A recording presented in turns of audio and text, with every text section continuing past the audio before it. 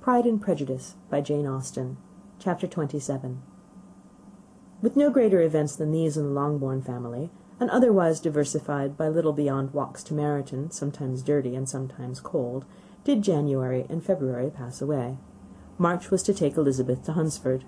She had not at first thought very seriously of going thither, but Charlotte, she soon found, was depending on the plan, and she gradually learned to consider it herself with greater pleasure as well as greater certainty.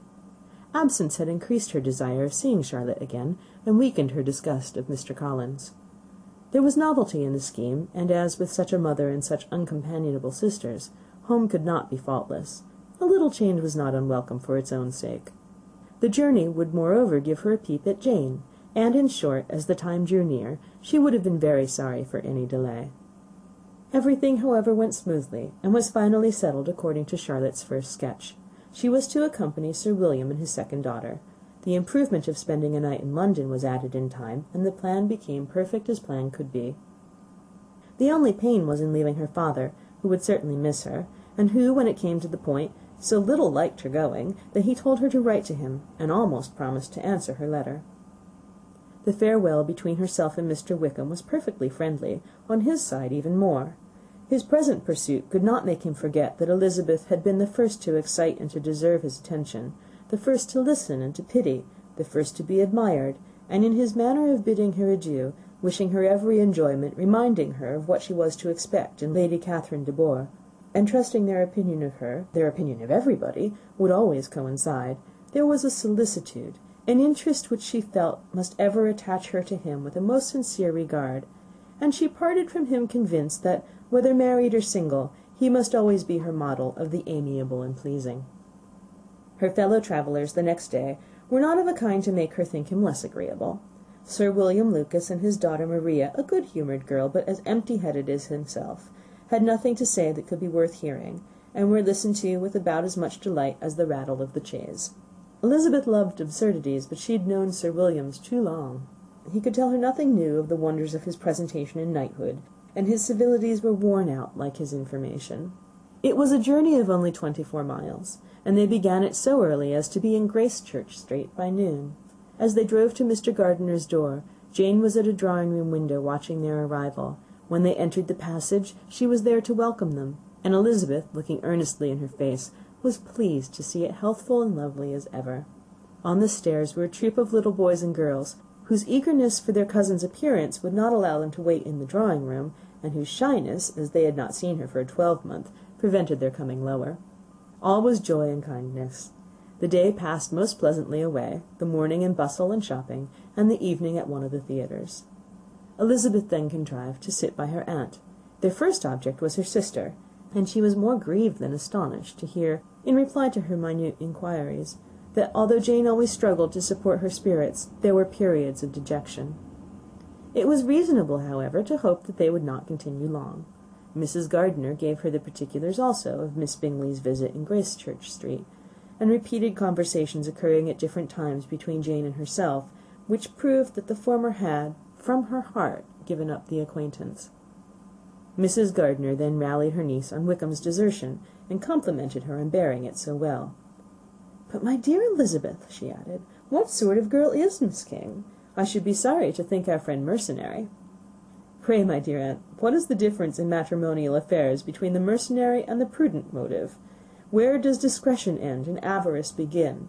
Last Christmas you were afraid of his marrying me because it would be imprudent, and now, because he's trying to get a girl with only 10,000 pounds, you want to find out that he's mercenary. If you will only tell me what sort of girl Miss King is, I shall know what to think." "She's a very good kind of girl, I believe. I know no harm of her." "But he paid her not the smallest attention till her grandfather's death made her mistress of this fortune." "No, what should he? If it were not allowable for him to gain my affections because I had no money, what occasion could there be for making love to a girl whom he did not care about, and who was equally poor?" "But there seems an indelicacy in directing his attentions towards her so soon after this event. A man in distressed circumstances does not have time for all those elegant decorums which other people may observe. If she does not object to it, why should we?"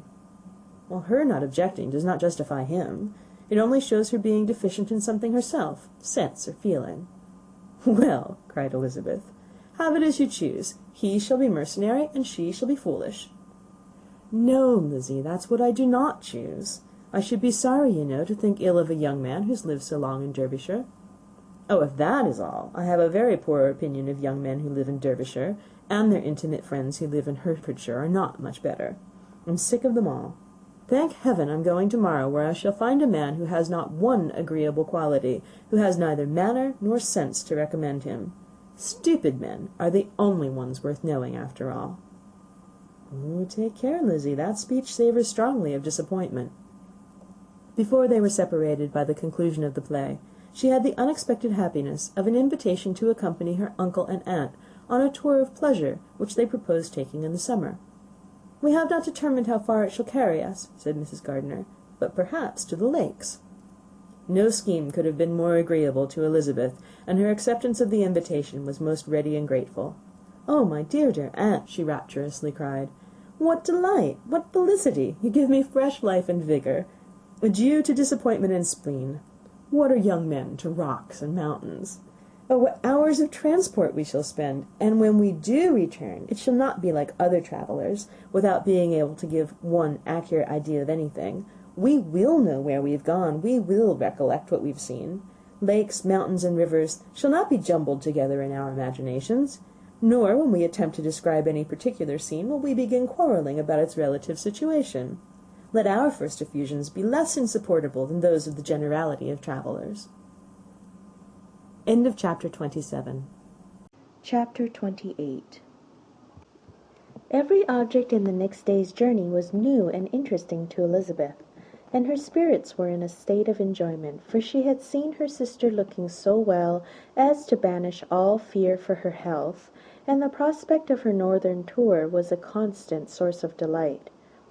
When they left the high road for the lane to Hunsford, every eye was in search of the parsonage, and every turning expected to bring it in view.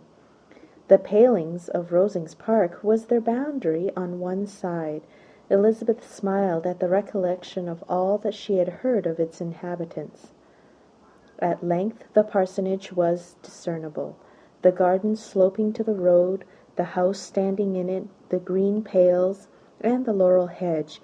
Everything declared they were arriving. Mr. Collins and Charlotte appeared at the door, and the carriage stopped at the small gate, which led by a short gravel walk to the house, amidst the nods and smiles of the whole party. In a moment they were all out of the chaise, in rejoicing at the sight of each other. Mrs. Collins welcomed her friend with the liveliest pleasure, and Elizabeth was more and more satisfied with coming when she found herself so affectionately received. She saw instantly that her cousin's manners were not altered by his marriage. His formal civility was just what it had been, and he detained her some minutes at the gate to hear and satisfy his inquiries after all her family. They were then, with no other delay than his pointing out the neatness of the entrance, taken into the house, and as soon as they were in the parlour, he welcomed them a second time, with ostentatious formality, to his humble abode, and punctually repeated all his wife's offers of refreshment. Elizabeth was prepared to see him in his glory, and she could not help in fancying that in displaying the good proportion of the room, its aspect, and its furniture, he addressed himself particularly to her, as if wishing to make her feel what she had lost in refusing him. But though everything seemed neat and comfortable, she was not able to gratify him by any sigh of repentance, and rather looked with wonder at her friend, that she could have so cheerful an air with such a companion. When Mr. Collins said anything of which his wife might reasonably be ashamed, which certainly was not unseldom, she involuntarily turned her eye to Charlotte. Once or twice she could discern a faint blush, but in general Charlotte wisely did not hear. After sitting long enough to admire every article of furniture in the room, from the sideboard to the fender, to give an account of their journey, and of all that had happened in London, Mr. Collins invited them to take a stroll in the garden, which was large and well laid out, and to the cultivation of which he attended himself. To work in this garden was one of his most respectable pleasures, and Elizabeth admired the command of countenance with which Charlotte talked of the healthfulness of the exercise, and owned she encouraged it as much as possible. Here, leading the way through every walk and cross-walk, and scarcely allowing them an interval to utter the praises he asked for, every view was pointed out with a minuteness which left beauty entirely behind.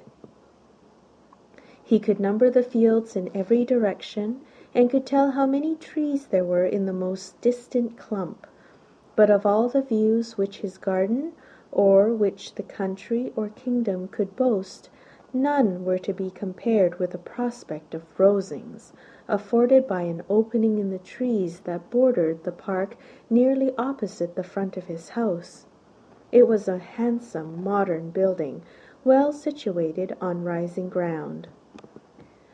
From his garden Mr. Collins would have led them round his 2 meadows, but the ladies, not having shoes to encounter the remains of a white frost, turned back, and while Sir William accompanied him, Charlotte took her sister and friend over the house, extremely well pleased, probably, to have the opportunity of showing it without her husband's help. It was rather small, but well built and convenient, and everything was fitted up and arranged with a neatness and consistency of which Elizabeth gave Charlotte all the credit. When Mr. Collins could be forgotten, there was really an air of great comfort throughout, and by Charlotte's evident enjoyment of it, Elizabeth supposed he must be often forgotten. She had already learnt that Lady Catherine was still in the country.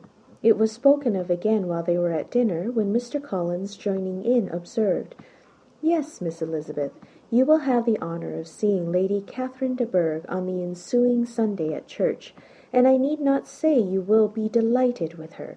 She is all affability and condescension, and I doubt not but you will be honoured with some portion of her notice when service is over. I have scarcely any hesitation in saying she will include you and my sister Maria in every invitation with which she honours us during your stay here. Her behaviour to my dear Charlotte is charming. We dine at Rosings twice every week, and are never allowed to walk home. Her ladyship's carriage is regularly ordered for us. I should say one of her ladyship's carriages, for she has several. Lady Catherine is a very respectable, sensible woman indeed," added Charlotte, "and a most attentive neighbour." "Very true, my dear, that is exactly what I say. She is the sort of woman whom one cannot regard with too much deference." The evening was spent cheerfully in taking over Hertfordshire news, and telling again what had already been written, and when it closed, Elizabeth, in the solitude of her chamber, had to meditate upon Charlotte's degree of contentment, to understand her addressing in guiding and composure in bearing with her husband, and to acknowledge that it was all done very well. She had also to anticipate how her visit would pass, the quiet tenor of their usual employments, the vexatious interruptions of Mr. Collins, and the gaieties of their intercourse with Rosings. A lively imagination soon settled it all. About the middle of the next day, as she was in her room getting ready for a walk, a sudden noise below seemed to speak the whole house in confusion, and after listening a moment, she heard somebody running upstairs in a violent hurry, and calling loudly after her. She opened the door and met Maria in the landing-place, who, breathless with agitation, cried out, "Oh, my dear Eliza, pray make haste and come into the dining-room, for there is such a sight to be seen. I will not tell you what it is. Make haste and come down this moment." Elizabeth asked questions in vain. Maria would tell her nothing more, and down they ran into the dining-room, which fronted the lane, in quest of this wonder. It was 2 ladies stopping in a low phaeton at the garden gate. "And is this all?" cried Elizabeth. "I expected at least that the pigs were got into the garden, and here is nothing but Lady Catherine and her daughter." "La, my dear," said Maria, quite shocked at the mistake, "it is not Lady Catherine. The old lady is Mrs. Jenkinson, who lives with them. The other is Miss de Bourgh. Only look at her. She is quite a little creature. Who would have thought that she could be so thin and small? She is abominably rude to keep Charlotte out of doors in all this wind. Why does she not come in?" "Oh, Charlotte says she hardly ever does. It is the greatest of favours when Miss de Bourgh comes in." "I like her appearance," said Elizabeth, struck with other ideas. "She looks sickly and cross. She will do for him very well. She will make him a very proper wife." Mr. Collins and Charlotte were both standing at the gate in conversation with the ladies, and Sir William, to Elizabeth's high diversion, was stationed in the doorway in earnest contemplation of the greatness before him, and constantly bowing whenever Miss de Bourgh looked that way. At length there was nothing more to be said. The ladies drove on, and the others returned to the house. Mr. Collins no sooner saw the two girls than he began to congratulate them on their good fortune, which Charlotte explained by letting them know that the whole party was asked to dine at Rosings the next day. End of chapter 28. Chapter 29. Mr. Collins's triumph in consequence of this invitation was complete. The power of displaying the grandeur of his patroness to his wondering visitors, and of letting them see her civility towards himself and his wife, was exactly what he had wished for, and that an opportunity of doing it should be given so soon was such an instance of Lady Catherine's condescension as he knew not how to admire enough. "I confess," said he, "that I should not have been at all surprised by her ladyship's asking us on Sunday to drink tea, and spending the evening at Rosings. I rather expected, from my knowledge of her affability, that it would happen. But who could have foreseen such an attention as this?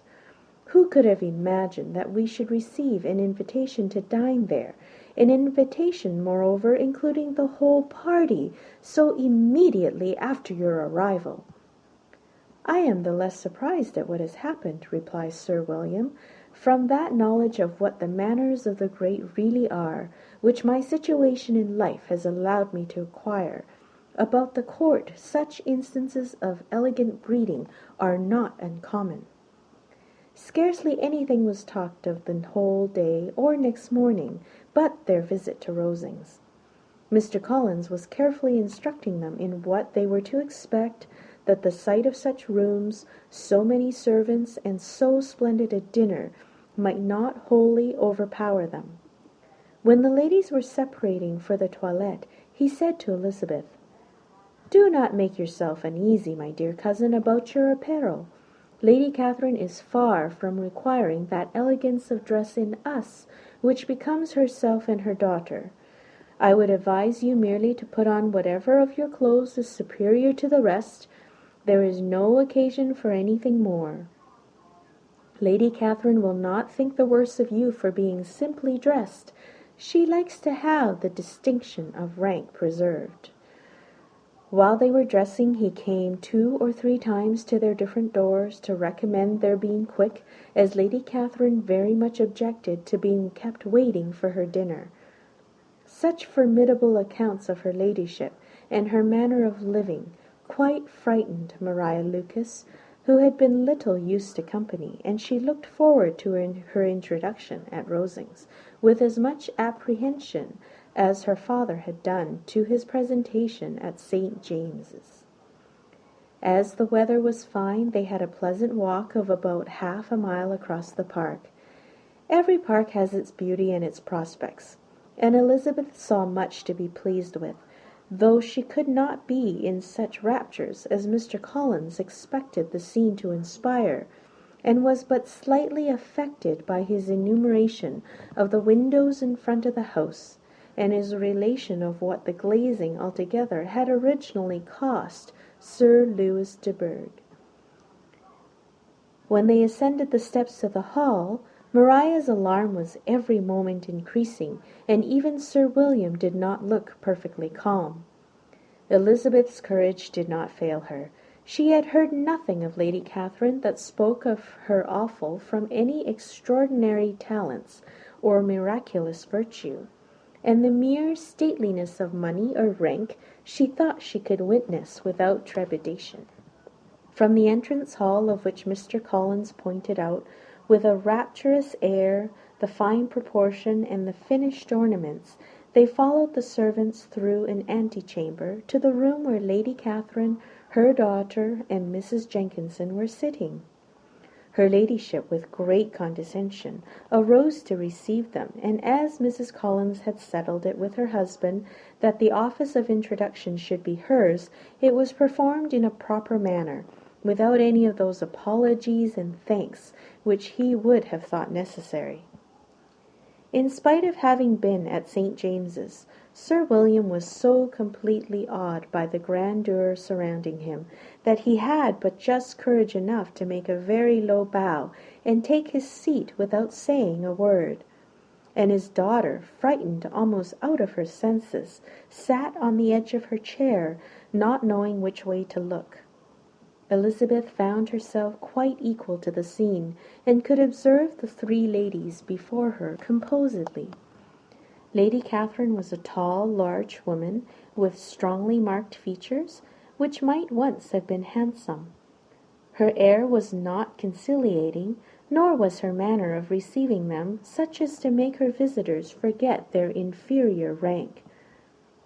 She was not rendered formidable by silence, but whatever she said was spoken in so authoritative a tone as marked her self-importance, and brought Mr. Wickham immediately to Elizabeth's mind, and from the observation of the day altogether, she believed Lady Catherine to be exactly what he represented.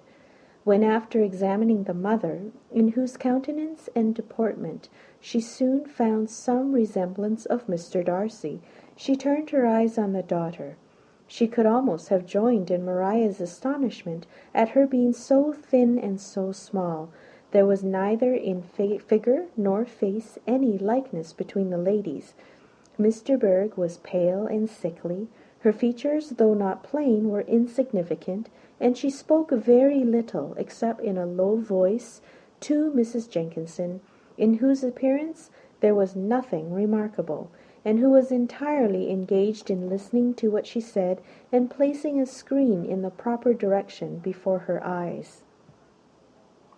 After sitting a few minutes, they were all sent to one of the windows to admire the view, Mr. Collins attending them to point out its beauties, and Lady Catherine kindly informing them that it was much better worth looking at in the summer.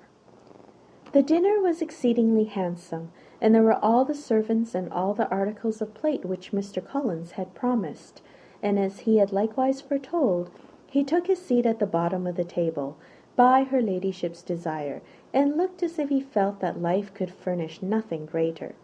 He carved and ate and praised with delighted alacrity, and every dish was commended, first by him and then by Sir William, who was now enough recovered to echo whatever his son-in-law said, in a manner which Elizabeth wondered Lady Catherine could bear.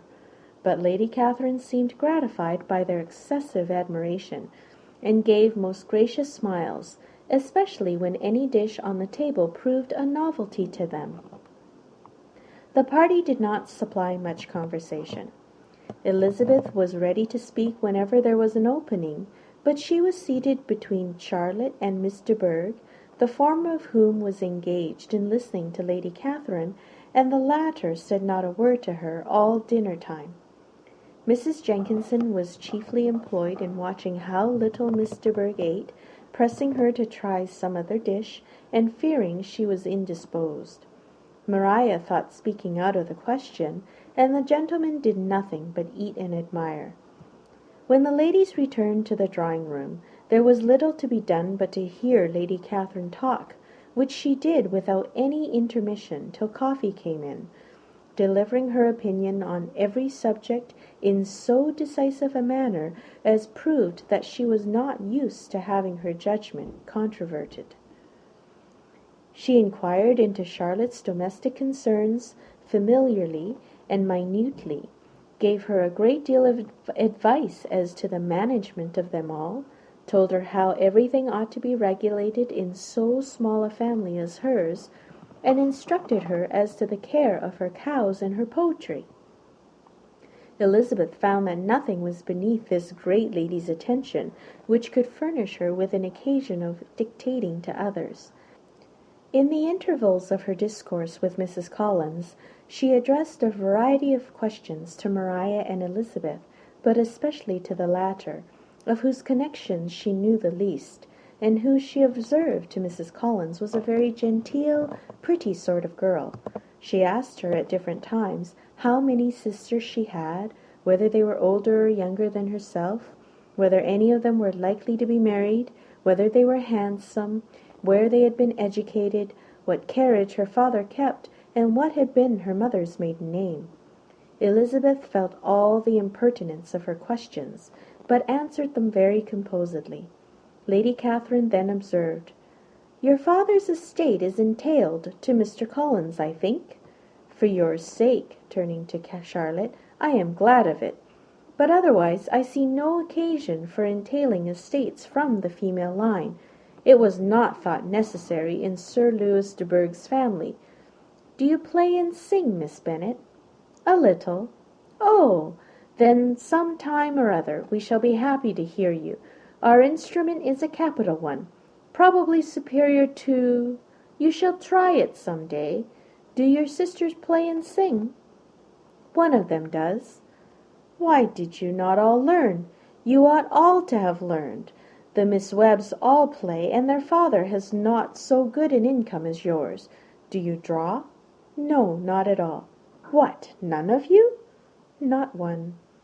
"That is very strange. But I suppose you had no opportunity. Your mother should have taken you to town every spring for the benefit of masters." "My mother would have had no objection, but my father hates London." "Has your governess left you?"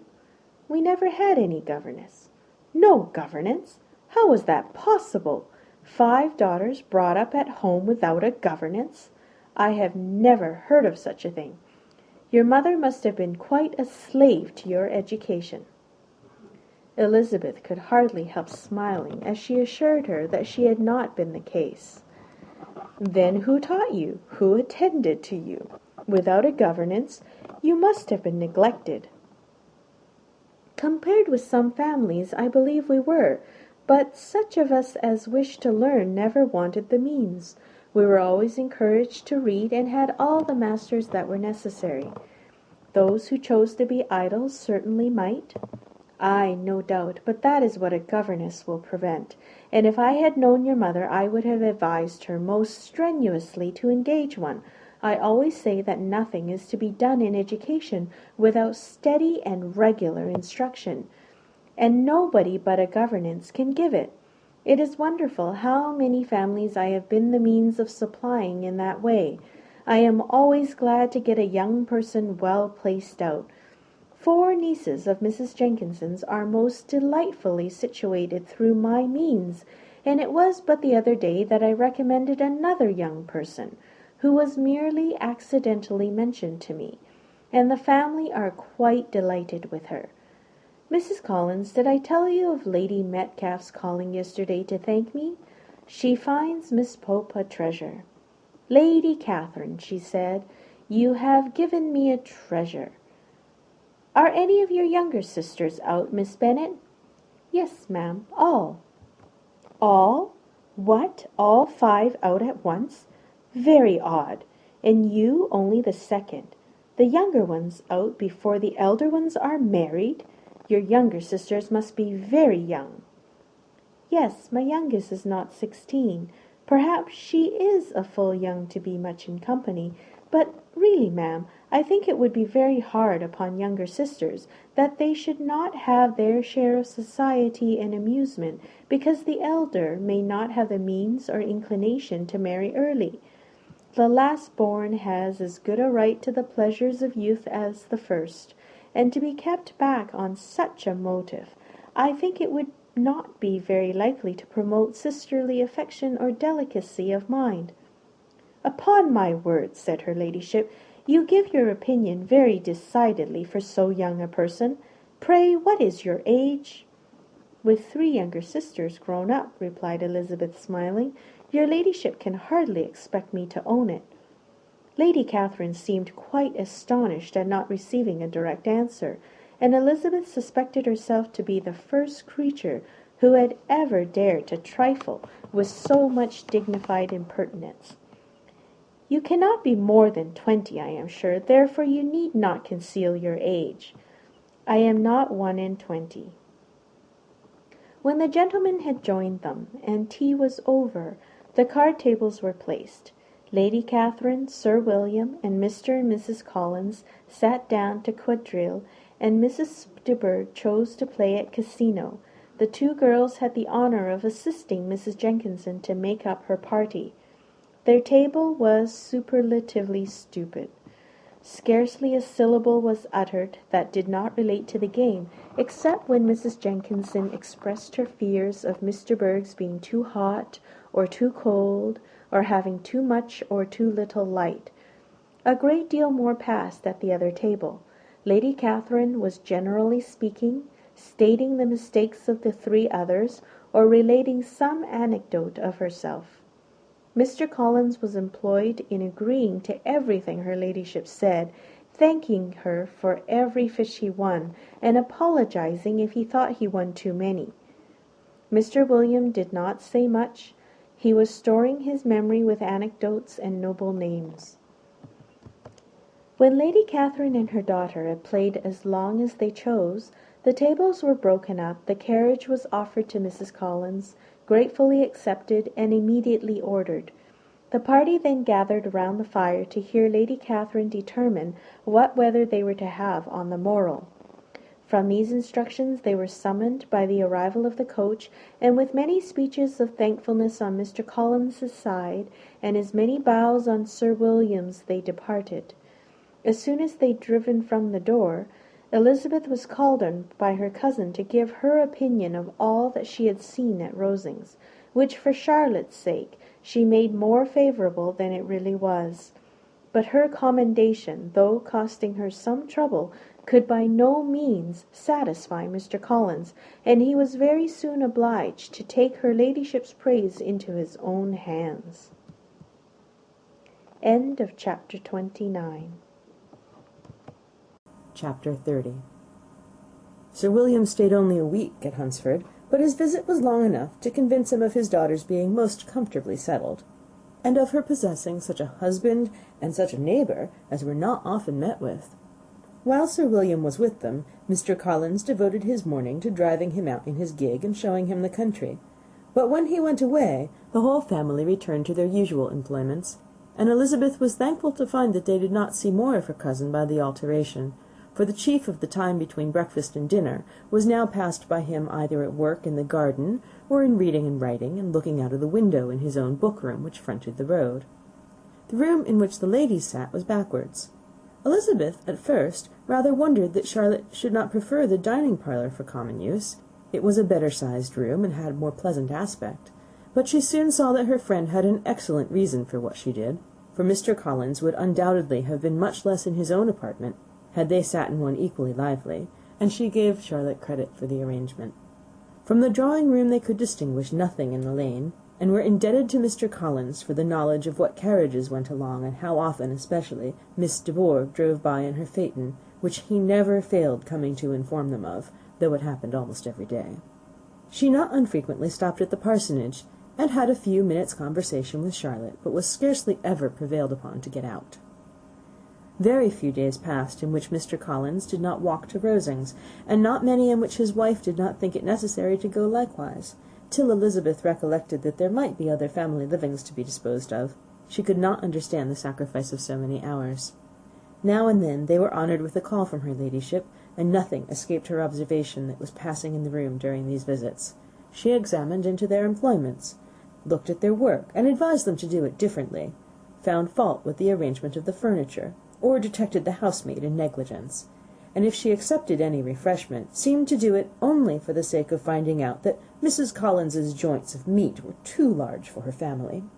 Elizabeth soon perceived that, though this great lady was not in commission of the peace of the county, she was a most active magistrate in her own parish, the minutest concerns of which were carried to her by Mr. Collins, and whenever any of the cottagers were disposed to be quarrelsome, discontented, or too poor, she sallied forth into the village to settle their differences, silence their complaints, and scold them into harmony and plenty. The entertainment of dining at Rosings was repeated about twice a week, and, allowing for the loss of Sir William, and there being only one card-table in the evening, every such entertainment was the counterpart of the first. Their other engagements were few, as the style of living in the neighbourhood in general was beyond Mr. Collins's reach. This, however, was no evil to Elizabeth, and upon the whole she spent her time comfortably enough. There were half-hours of pleasant conversation with Charlotte, and the weather was so fine for the time of year that she had often great enjoyment out of doors. Her favourite walk, and where she frequently went while the others were calling on Lady Catherine, was along the open grove which edged that side of the park, where there was a nice sheltered path which no one seemed to value but herself, and where she felt beyond the reach of Lady Catherine's curiosity. In this quiet way the first fortnight of her visit soon passed away. Easter was approaching, and the week preceding it was to bring an addition to the family at Rosings, which in so small a circle must be important. Elizabeth had heard soon after her arrival that Mr. Darcy was expected there in the course of a few weeks, and though there were not many of her acquaintances whom she did not prefer, his coming would furnish one comparatively new to look at in their Rosings parties, and she might be amused in seeing how hopeless Miss Bingley's designs on him were, by his behaviour to his cousin, for whom he was evidently destined by Lady Catherine, who talked of his coming with the greatest satisfaction, spoke of him in terms of the highest admiration, and seemed almost angry to find that he had already been frequently seen by Miss Lucas and herself. His arrival was soon known at the parsonage, for Mr. Collins was walking the whole morning within view of the lodges opening into Hunsford Lane, in order to have the earliest assurance of it, and after making his bow as the carriage turned into the park, hurried home with the great intelligence. On the following morning he hastened to Rosings to pay his respects. There were 2 nephews of Lady Catherine to require them, for Mr. Darcy had brought with him a Colonel Fitzwilliam, the younger son of his lord, and, to the great surprise of all the party, when Mr. Collins returned, the gentleman accompanied him. Charlotte had seen them from her husband's room crossing the road, and immediately, running into the other, told the girls what an honour they might expect, adding, "I may thank you, Eliza, for this piece of civility. Mr. Darcy would never have come so soon to wait upon me." Elizabeth had scarcely time to disclaim all right to the compliment, before their approach was announced by the door-bell, and shortly afterwards the 3 gentlemen entered the room. Colonel Fitzwilliam, who led the way, was about 30, not handsome, but in person and address most truly the gentleman. Mr. Darcy looked just as he had been used to look in Hertfordshire, paid his compliments with the usual reserve to Mrs. Collins, and, whatever might be his feelings towards her friend, met her with every appearance of composure. Elizabeth merely curtsied to him, without saying a word. Colonel Fitzwilliam entered into a conversation directly with the readiness and ease of a well-bred man, and talked very pleasantly, but his cousin, after having addressed a slight observation on the house and garden to Mrs. Collins, sat for some time without speaking to anybody. At length, however, his civility was so far awakened as to inquire of Elizabeth after the health of her family. She answered him in the usual way, and after a moment's pause added, "My eldest sister has been in town these 3 months. Have you never happened to see her there?" She was perfectly sensible that he never had, but she wished to see whether he would betray any consciousness of what had passed between the Bingleys and Jane, and she thought he looked a little confused as he answered that he'd never been so fortunate as to meet Miss Bennet. The subject was pursued no farther, and the gentlemen soon afterwards went away. Chapter 30. Chapter 31. Colonel Fitzwilliam's manners were very much admired at the parsonage, and the ladies all felt that he must add considerably to the pleasures of their engagements at Rosings. It was some days, however, before they received any invitation thither, for while there were visitors in the house they could not be necessary, and it was not till Easter Day, almost a week after the gentlemen's arrival, that they were honoured by such an attention, and then they were merely asked, on leaving church, to come there in the evening. For the last week they had seen very little of Lady Catherine or her daughter. Colonel Fitzwilliam had called at the parsonage more than once during the time, but Mr. Darcy they had only seen at church. The invitation was accepted, of course, and at a proper hour they joined the party in Lady Catherine's drawing-room. Her ladyship received them civilly, but it was plain that their company was by no means so acceptable as when she could get nobody else, and she was, in fact, almost engrossed by her nephews, speaking to them, especially to Darcy, much more than to any other person in the room. Colonel Fitzwilliam seemed really glad to see them. Anything was a welcome relief to him at Rosings, and Mrs. Collins's pretty friend had moreover caught his fancy very much. He now seated himself by her, and talked so agreeably of Kent and Hertfordshire, of travelling and staying at home, of new books and music, that Elizabeth had never been half so well entertained in that room before, and they conversed with so much spirit and flow as to draw the attention of Lady Catherine herself, as well as of Mr. Darcy. His eyes had been soon and repeatedly turned toward them with a look of curiosity, and that her ladyship, after a while, shared the feeling was more openly acknowledged, for she did not scruple to call out, "What is that you're saying, Fitzwilliam? What is it you're talking of? What are you telling Miss Bennet? Let me hear what it is." "We are speaking of music, madam," he said, when no longer able to avoid a reply. "Of music? Then pray speak aloud. It is of all subjects my delight. I must have my share in the conversation if you are speaking of music. There are few people in England, I suppose, who have more true enjoyment of music than myself, or a better natural taste. If I had ever learnt, I should have been a great proficient. And so would Anne, if her health had allowed her to apply. I am confident that she would have performed delightfully. How does Georgiana get on, Darcy?" Mr. Darcy spoke with affectionate praise of his sister's proficiency. "I am very glad to hear such a good account of her," said Lady Catherine, "and pray tell her from me that she cannot expect to excel if she does not practise a good deal." "I assure you, madam," he replied, "that she does not need such advice. She practises very constantly." "So much the better. It cannot be done too much, and when I next write to her I shall charge her not to neglect it on any account. I often tell young ladies that no excellence in music is to be acquired without constant practice. I have told Miss Bennet several times that she will never play really well unless she practises more, and though Mrs. Collins has no instrument, she is very welcome, as I have often told her, to come to Rosings every day and play on the pianoforte in Mrs. Jenkinson's room. She would be in nobody's way, you know, in that part of the house." Mr. Darcy looked a little ashamed of his aunt's ill-breeding, and made no answer. When coffee was over, Colonel Fitzwilliam reminded Elizabeth of having promised to play to him, and she sat down directly to the instrument. He drew a chair near her. Lady Catherine listened to half a song, and then talked, as before, to her other nephew, till the latter walked away from her, and, making with his usual deliberation towards the pianoforte, stationed himself so as to command a full view of the fair performer's countenance. Elizabeth saw what he was doing, and at the first convenient pause turned to him with an arch smile, and said, "Do you mean to frighten me, Mr. Darcy, by coming all in this state to hear me? I will not be alarmed, though your sister does play so well. There is a stubbornness about me that never can bear to be frightened at the will of others. My courage always rises at every attempt to intimidate me." "I shall not say you are mistaken," he replied, "because you could not really believe me to entertain any design of alarming you, and I have had the pleasure of your acquaintance long enough to know that you find great enjoyment in occasionally professing opinions which are, in fact, not your own." Elizabeth laughed heartily at this picture of herself, and said to Colonel Fitzwilliam, "Your cousin will give you a very pretty notion of me, and teach you not to believe a word I say. I'm particularly unlucky in meeting with a person so able to expose my real character, in a part of the world where I'd hoped to pass myself off with some degree of credit. Indeed, Mr. Darcy, it is very ungenerous in you to mention all that you knew to my disadvantage in Hertfordshire, and give me leave to say, very impolitic too, for it's provoking me to retaliate, and such things may come out as will shock your relations to hear." "I am not afraid of you," he said, smilingly. "Pray let me hear what you have to accuse him of," cried Colonel Fitzwilliam. "I should like to know how he behaves among strangers." "Oh, you shall hear then.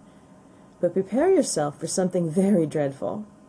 The first time of my ever seeing him in Hertfordshire, you must know, was at a ball, and at this ball What do you think he did?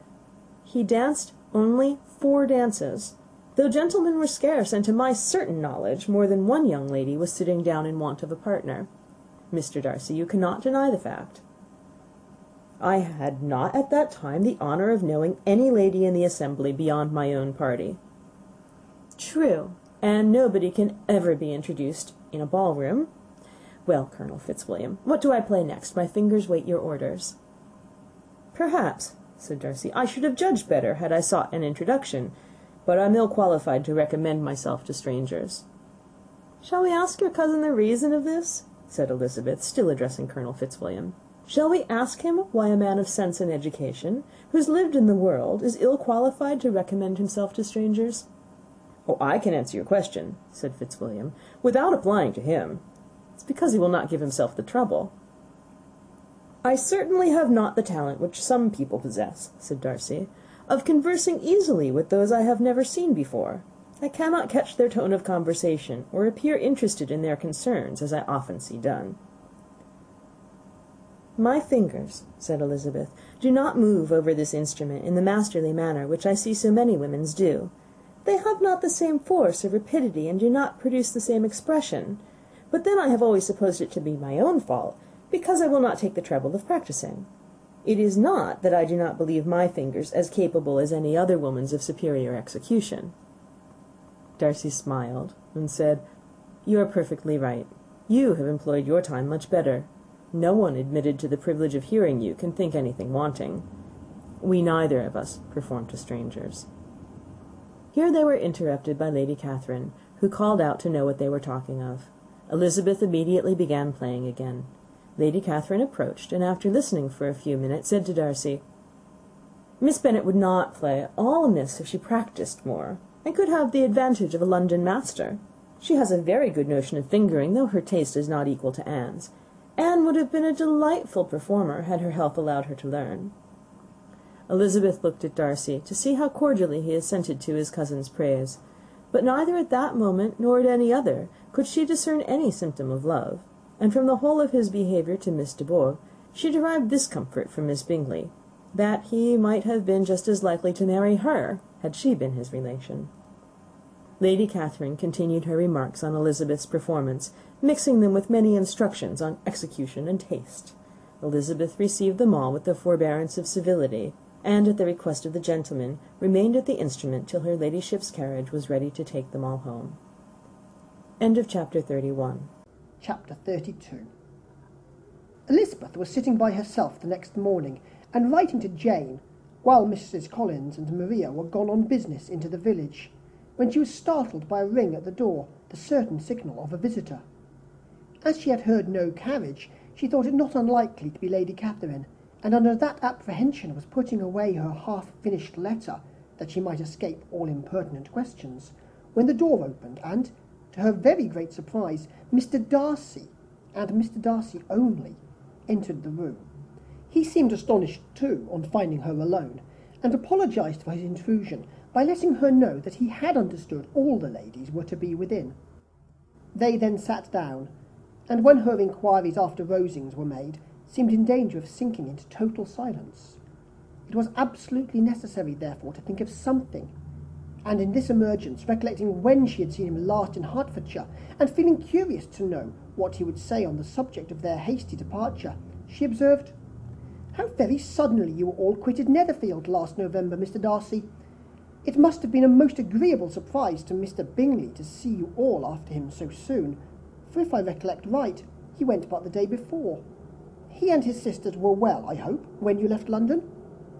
"Perfectly so, I thank you."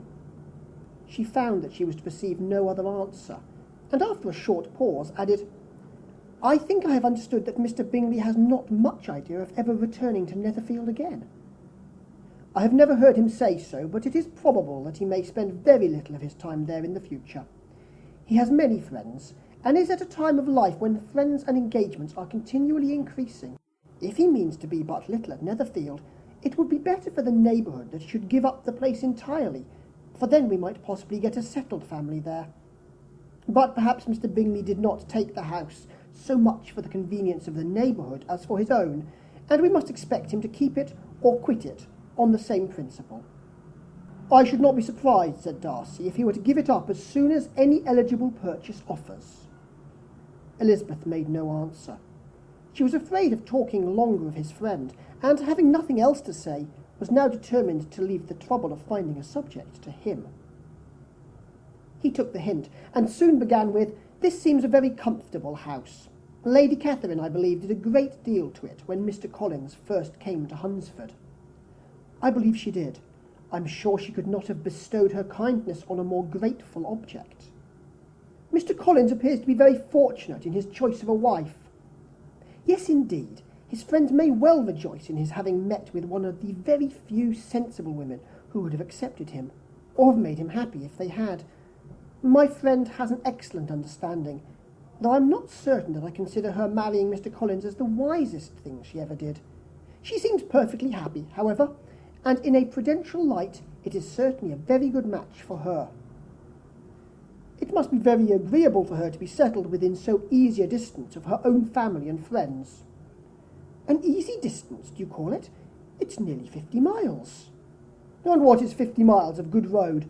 Little more than half a day's journey. Yes, I call it a very easy distance." "I should never have considered the distance as one of the advantages of the match," cried Elizabeth. "I should never have said Mrs. Collins was settled near her family." "It is proof of your own attachment to Hertfordshire. Anything beyond the neighbourhood of Longbourn, I suppose, would appear far." As he spoke, there was a sort of smile which Elizabeth fancied she understood. He must be supposing her to be thinking of Jane and Netherfield, and she blushed as she answered, "I do not mean to say that a woman may not be settled too near her family. The far and the near must be relative, and depend on many varying circumstances. Where there is fortune to make the expenses of travelling unimportant, distance becomes no evil. But that is not the case here. Mr. and Mrs. Collins have a comfortable income, but not such a one as will allow frequent journeys, and I'm persuaded my friend would not call herself near her family under less than half the present distance." Mr. Darcy drew his chair a little towards her, and said, "You cannot have a right to such very strong local attachment. You cannot have always been at Longbourn." Elizabeth looked surprised.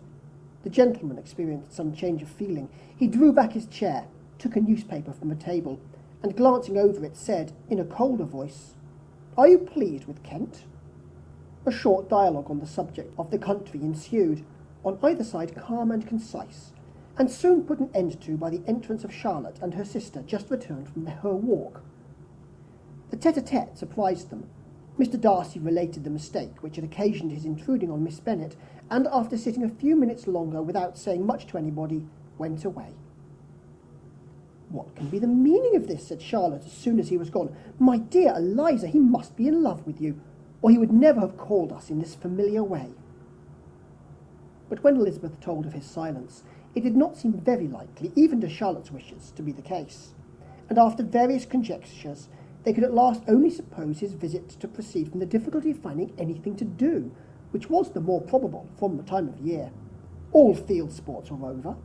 Within doors there was Lady Catherine, books, and a billiard table, but gentlemen cannot always be within doors, and in the nearness of the parsonage, or the pleasantness of the walk to it, or of the people who lived in it, the two cousins found a temptation from this period of walking thither almost every day. They called at various times of the morning, sometimes separately, sometimes together, and now and then accompanied by their aunt. It was plain to them all that Colonel Fitzwilliam came because he had pleasure in their society, a persuasion which of course recommended him still more, and Elizabeth was reminded by her own satisfaction in being with him, as well as by her evident admiration of her former favourite George Wickham, and though in comparing them she saw there was less captivating softness in Colonel Fitzwilliam's manners, she believed he might have the best informed mind. But why Mr. Darcy came so often to the parsonage, it was more difficult to understand. It could not be for society, as he frequently sat there 10 minutes together without opening his lips, and when he did speak, it seemed the effort of necessity rather than of choice, a sacrifice to propriety, not a pleasure to himself. He seldom appeared really animated. Mrs. Collins knew not what to make of him. Colonel Fitzwilliam's occasionally laughing at his stupidity proved that he was generally different, which her own knowledge of him could not have told her, and as she would like to have believed that this changed the effect of love, and the object of that love her friend Eliza, she set herself seriously to work to find it out. She watched him whenever they were at Rosings, and whenever he came to Hunsford, but without much success. He certainly looked at her friend a great deal, but the expression of that look was disputable. It was an earnest, steadfast gaze, but she often doubted whether there were much admiration in it, and sometimes it seemed nothing but absence of mind. She had once or twice suggested to Elizabeth the possibility of his being partial to her, but Elizabeth always laughed at the idea, and Mrs. Collins did not think it right to press the subject, from the danger of raising expectations which might only end in disappointment. For in her opinion, it admitted not a doubt that all her friend's dislike would vanish if she could suppose him to be in her power. In her kind schemes for Elizabeth, she sometimes planned her marrying Colonel Fitzwilliam. He was beyond comparison the most pleasant man. He certainly admired her, and his situation in life was most eligible. But to counterbalance these advantages, Mr. Darcy had considerable patronage in the church, and his cousin could have none at all. Chapter 33. More than once did Elizabeth, in her ramble within the park, unexpectedly meet Mr. Darcy. She felt all the perverseness of the mischance that should bring him when no one else was brought, and, to prevent its ever happening again, took care to inform him at first that it was a favourite haunt of hers. How it could occur a second time, therefore, was very odd. Yet it did, and even a third. It seemed like wilful ill-nature, or a voluntary penance, for on those occasions it was not merely a few formal inquiries and an awkward pause and then away, but he actually thought it necessary to turn back and walk with her. He never said a great deal, nor did she give herself the trouble of talking or of listening much, but it struck her in the course of their third rencontre that he was asking some odd, unconnected questions about her pleasure in being at Hunsford, her love of solitary walks, and her opinion of Mr. and Mrs. Collins's happiness, and that in speaking of Rosings and her not perfectly understanding the house, he seemed to expect that whenever she came into Kent again, she would be staying there too. His words seemed to imply it. Could he have Colonel Fitzwilliam in his thoughts? She supposed, if he meant anything, he must mean an allusion to what might arise in that quarter. It distressed her a little, and she was quite glad to find herself at the gate in the pales opposite the parsonage. She was engaged one day as she walked in perusing Jane's last letter, and dwelling on some passages which proved that Jane had not written in spirits, when instead of being again surprised by Mr. Darcy, she saw on looking up that Colonel Fitzwilliam was meeting her. Putting away the letter immediately and forcing a smile, she said, "I did not know before that you ever walked this way." "I have been making a tour of the park," he replied, "as I generally do every year, and intend to close it with a call at the parsonage. Are you going much farther?" "No, I should have turned in a moment." And accordingly she did turn, and they walked towards the parsonage together. "Do you certainly leave Kent on Saturday?" said she.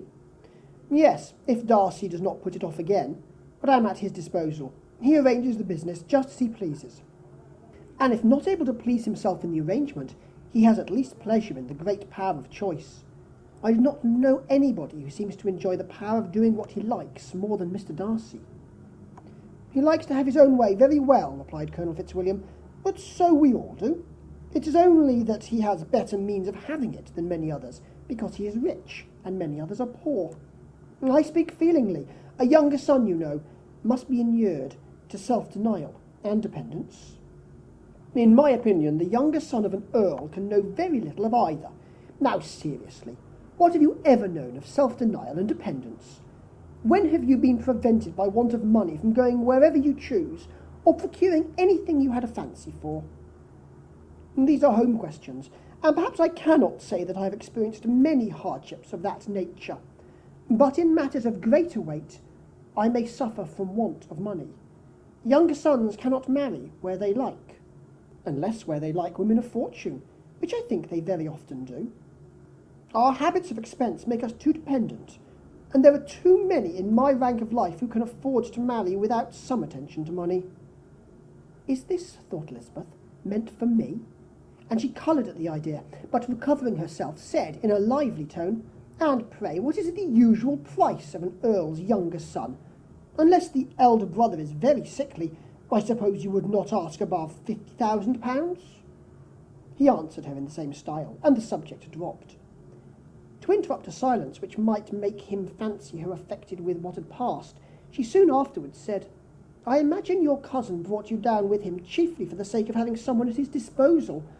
I wonder he does not marry to secure a lasting convenience of that kind. But perhaps his sister does as well for the present, and as she is under his sole care, he may do what he likes with her." "No," said Colonel Fitzwilliam, "that is an advantage which he must divide with me. I am joined with him in the guardianship of Miss Darcy." "Are you indeed? And pray what sort of guardians do you make? Does your charge give you much trouble? Young ladies of her age are sometimes a little difficult to manage, and if she has the true Darcy spirit, she may like to have her own way." As she spoke, she observed him looking at her earnestly, and the manner in which he immediately asked her why she supposed Miss Darcy likely to give them any uneasiness convinced her that she had somehow or other got pretty near the truth. She directly replied, "You need not be frightened. I never heard any harm of her, and I dare say she is one of the most tractable creatures in the world. She is a very great favourite with some ladies of my acquaintance, Mrs. Hurst and Miss Bingley. I think I've heard you say that you know them?" "I know them a little. Their brother is a pleasant gentleman-like man. He is a great friend of Darcy's." "Oh, yes," said Elizabeth dryly. "Mr. Darcy is uncommonly kind to Mr. Bingley, and takes a prodigious deal of care of him." "Care of him? Yes, I really believe Darcy does take care of him in those points where he most wants care. From something that he told me in our journey hither, I have reason to think Bingley very much indebted to him. But I ought to beg his pardon, for I have no right to suppose that Bingley was the person meant. It was all conjecture." "What is it that you mean?" "It's a circumstance which Darcy would not wish to be generally known, because if it were to get round to the lady's family, it would be an unpleasant thing. You may depend on my not mentioning it. And remember that I have not much reason for supposing it to be Bingley. What he told me was merely this, that he congratulated himself on having lately saved a friend from the inconveniences of a most imprudent marriage, but without mentioning names or any other particulars. And I only suspected it to be Bingley, from believing him the kind of young man to get into a scrape of that sort, and from knowing them to have been together the whole of last summer. Did Mr. Darcy give you reasons for this interference?" "I understand there were some very strong objections against the lady." "And what arts did he use to separate them?" "He did not talk to me of his own arts," said Fitzwilliam, smiling. "He only told me what I have now told you." Elizabeth made no answer and walked on, her heart swelling with indignation. After watching her a little, Fitzwilliam asked her why she was so thoughtful. "I am thinking of what you have been telling me," said she. "Your cousin's conduct does not suit my feelings. Why was he to be the judge?" "You are rather disposed to call his interference officious?" "I do not see what right Mr. Darcy had to decide on the propriety of his friend's inclination, or why, upon his judgment alone, he was to determine and direct in what manner his friend was to be happy. But," she continued, recollecting herself, "as we know none of the particulars, it is not fair to condemn him. It is not to be supposed that there was much affection in the case." "That is not an unnatural surmise," said Fitzwilliam, "but it is a lessening of the honour of my cousin's triumph, very sadly." This was spoken jestingly, but it appeared to her so just a picture of Mr. Darcy that she would not trust herself with an answer, and therefore, abruptly changing the conversation, talked on indifferent matters until they reached the parsonage. There, shut into her own room as soon as their visitor left them, she could think without interruption of all that she had heard. It was not to be supposed that any other people could be meant than those with whom she was connected. There could not exist in the world two men over whom Mr. Darcy could have such boundless influence. That he had been concerned in the measures taken to separate Bingley and Jane she had never doubted, but she had always attributed to Miss Bingley the principal design and arrangement of them. If his own vanity, however, did not mislead him, he was the cause. His pride and caprice were the cause of all that Jane had suffered, and still continued to suffer. He had ruined for a while every hope of happiness for the most affectionate, most generous heart in the world, and no one could say how lasting an evil he might have inflicted. there were some very strong objections against the lady, were Colonel Fitzwilliam's words, and those strong objections probably were her having one uncle who was a country attorney and another who was in business in London. To Jane herself, she exclaimed, there could be no possibility of objection, all loveliness and goodness as she is, her understanding excellent, her mind improved, and her manners captivating. Neither could anything be urged against my father, who, though with some peculiarities, has abilities Mr. Darcy himself need not disdain, and respectability which he will probably never reach. When he thought of her mother, her confidence gave way a little, but she would not allow that any objections there had material weight with Mr. Darcy, whose pride, she was convinced, would receive a deeper wound from the want of importance in his friend's connections than from their want of sense. And she was quite decided at last that he had been partly governed by this worst kind of pride, and partly by the wish of retaining Mr. Bingley for his sister. The agitation and tears which the subject occasioned brought on a headache, and it grew so much worse towards the evening that, added to her unwillingness to see Mr. Darcy, it determined her not to attend her cousins to Rosings, where they were engaged to drink tea. Mrs. Collins, seeing that she was really unwell, did not press her to go, and as much as possible prevented her husband from pressing her. But Mr. Collins could not conceal his apprehension at Lady Catherine's being rather displeased by her staying at home. End of chapter 33. Chapter 34. When they were gone, Elizabeth, as if intending to exasperate herself as much as possible against Mr. Darcy, chose for her employment the examination of all the letters which Jane had written to her since being in Kent. They contained no actual complaint, nor was there any revival of past occurrences, or any communication of present suffering. But in all, and in almost every line of each, there was a want of that cheerfulness which had been used to characterize her style, and which, proceeding from the serenity of a mind at ease with itself and kindly disposed towards everyone, had been scarcely ever clouded. Elizabeth noticed every sentence conveying the idea of uneasiness, with an attention which it had hardly received on the first perusal. Mr. Darcy's shameful boast of what misery he had been able to inflict gave her a keener sense of her sister's sufferings. It was some consolation to think that his visit to Rosings was to end on the day after the next, and, a still greater, that in less than a fortnight she should herself be with Jane again, and enabled to contribute to the recovery of her spirits by all that affection could do. She could not think of Darcy's leaving Kent without remembering that his cousin was to go with him, but Colonel Fitzwilliam had made it clear that he had no intentions at all, and, agreeable as he was, she did not mean to be unhappy about him. While settling this point, she was suddenly roused by the sound of the door-bell, and her spirits were a little fluttered by the idea of its being Colonel Fitzwilliam himself, who had once before called late in the evening, and might now come to inquire particularly after her.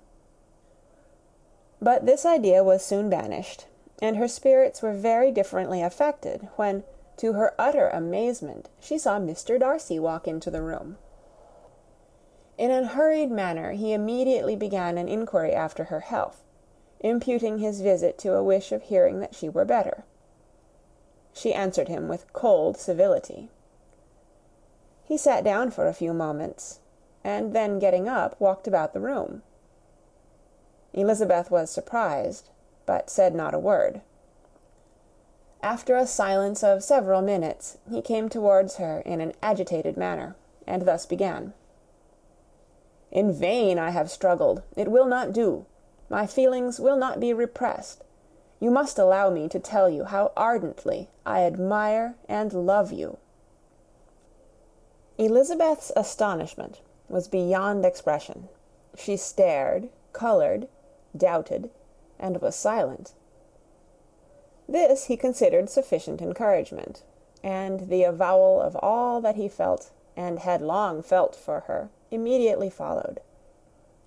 He spoke well, but there were feelings besides those of the heart to be detailed, and he was not more eloquent on the subject of tenderness than of pride. His sense of her inferiority, of its being a degradation, of the family obstacles which had always opposed to inclination, were dwelt on with a warmth which seemed due to the consequence he was wounding, but was very unlikely to recommend his suit.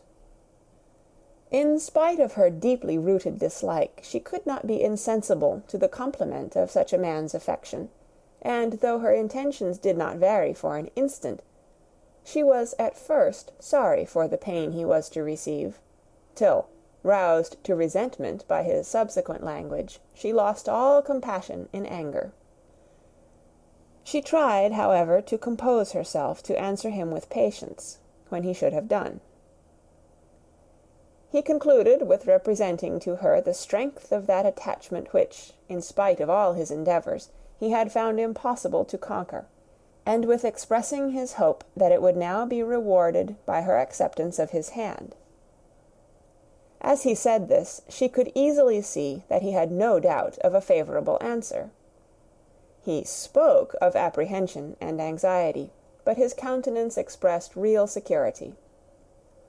Such a circumstance could only exasperate farther, and, when he ceased, the colour rose into her cheeks, and she said, "In such cases as this, it is, I believe, the established mode to express a sense of obligation for the sentiments avowed, however unequally they may be returned.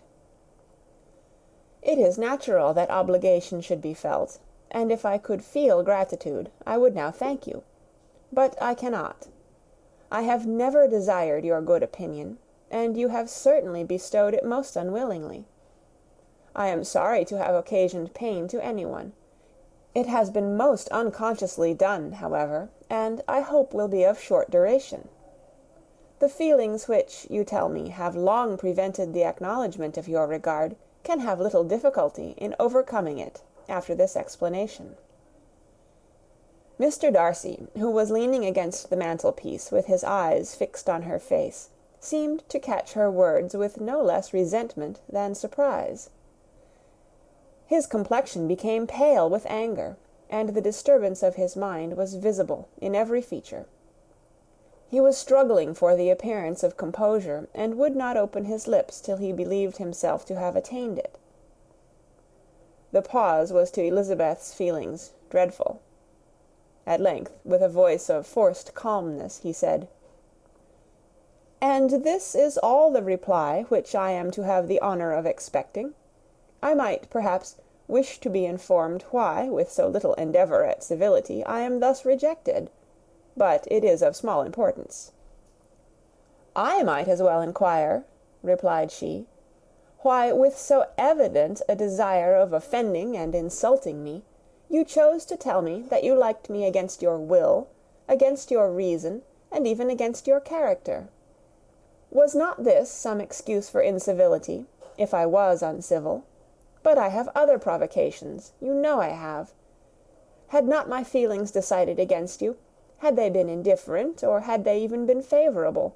Do you think that any consideration would tempt me to accept the man who has been the means of ruining, perhaps for ever, the happiness of a most beloved sister?" As she pronounced these words, Mr. Darcy changed colour, but the emotion was short, and he listened without attempting to interrupt her, while she continued, "I have every reason in the world to think ill of you.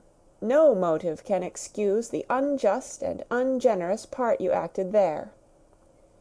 You dare not, you cannot deny that you have been the principal, if not the only means of dividing them from each other, of exposing one to the censure of the world for caprice and instability, and the other to its derision for disappointed hopes, and involving them both in misery of the acutest kind."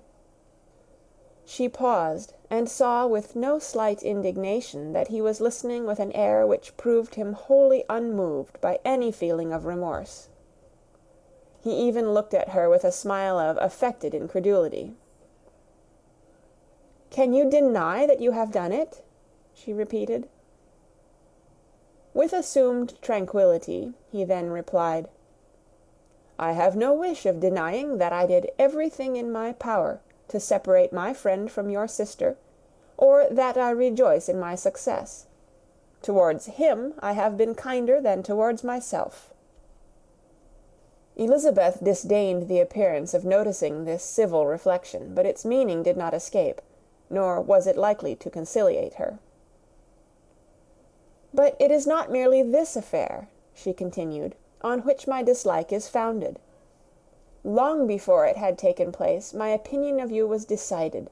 Your character was unfolded in the recital which I received many months ago from Mr. Wickham. On this subject what can you have to say? In what imaginary act of friendship can you here defend yourself? Or under what misrepresentation can you here impose upon others?" "You take an eager interest in that gentleman's concerns," said Darcy, in a less tranquil tone, and with a heightened colour. "Who that knows what his misfortunes have been can help feeling an interest in him?" "His misfortunes!" repeated Darcy contemptuously. "Yes, his misfortunes have been great indeed." "And of your infliction," cried Elizabeth with energy. "You have reduced him to his present state of poverty, comparative poverty. You have withheld the advantages which you must know to have been designed for him. You have deprived the best years of his life of that independence which was no less his due than his desert. You have done all this, and yet you can treat the mention of his misfortune with contempt and ridicule." "And this," cried Darcy, as he walked with quick steps across the room, "is your opinion of me. This is the estimation in which you hold me. I thank you for explaining it so fully. My faults, according to this calculation, are heavy indeed. But perhaps," added he, stopping in his walk, and turning towards her, "these offences might have been overlooked, had not your pride been hurt by my honest confession of the scruples that had long prevented my forming any serious design. These bitter accusations might have been suppressed, had I, with greater policy, concealed my struggles, and flattered you into the belief of my being impelled by unqualified, unalloyed inclination, by reason, by reflection, by everything. But disguise of every sort is my abhorrence, nor am I ashamed of the feelings I related. They were natural and just. Could you expect me to rejoice in the inferiority of your connections? To congratulate myself on the hope of relations whose condition in life is so decidedly beneath my own?" Elizabeth felt herself growing more angry every moment, yet she tried to the utmost to speak with composure when she said, "You are mistaken, Mr. Darcy, if you suppose that the mode of your declaration affected me in any other way than as it spared the concern which I might have felt in refusing you, had you behaved in a more gentlemanlike manner." She saw him start at this, but he said nothing, and she continued, "You could not have made the offer of your hand in any possible way that would have tempted me to accept it." Again his astonishment was obvious, and he looked at her with an expression of mingled incredulity and mortification. She went on, "From the very beginning, from the first moment, I may almost say, of my acquaintance with you, your manners, impressing me with the fullest belief of your arrogance, your conceit, and your selfish disdain for the feelings of others, were such as to form the groundwork of disapprobation on which succeeding events have built so immovable a dislike. And I had not known you a month before I felt that you were the last man in the world whom I could ever be prevailed on to marry." "You have said quite enough, madam. I perfectly comprehend your feelings, and have now only to be ashamed of what my own have been. Forgive me for having taken up so much of your time, and accept my best wishes for your health and happiness." And with these words he hastily left the room, and Elizabeth heard him the next moment open the front door and quit the house. The tumult of her mind was now painfully great. She knew not how to support herself, and from actual weakness sat down and cried for half an hour. Her astonishment, as she reflected on what had passed, was increased by every review of it. That she should receive an offer of marriage from Mr. Darcy! That he should have been in love with her for so many months! So much in love as to wish to marry her in spite of all the objections which had made him prevent his friends marrying her sister, and which must appear at least with equal force in his own case, was almost incredible. It was gratifying to have inspired unconsciously so strong an affection.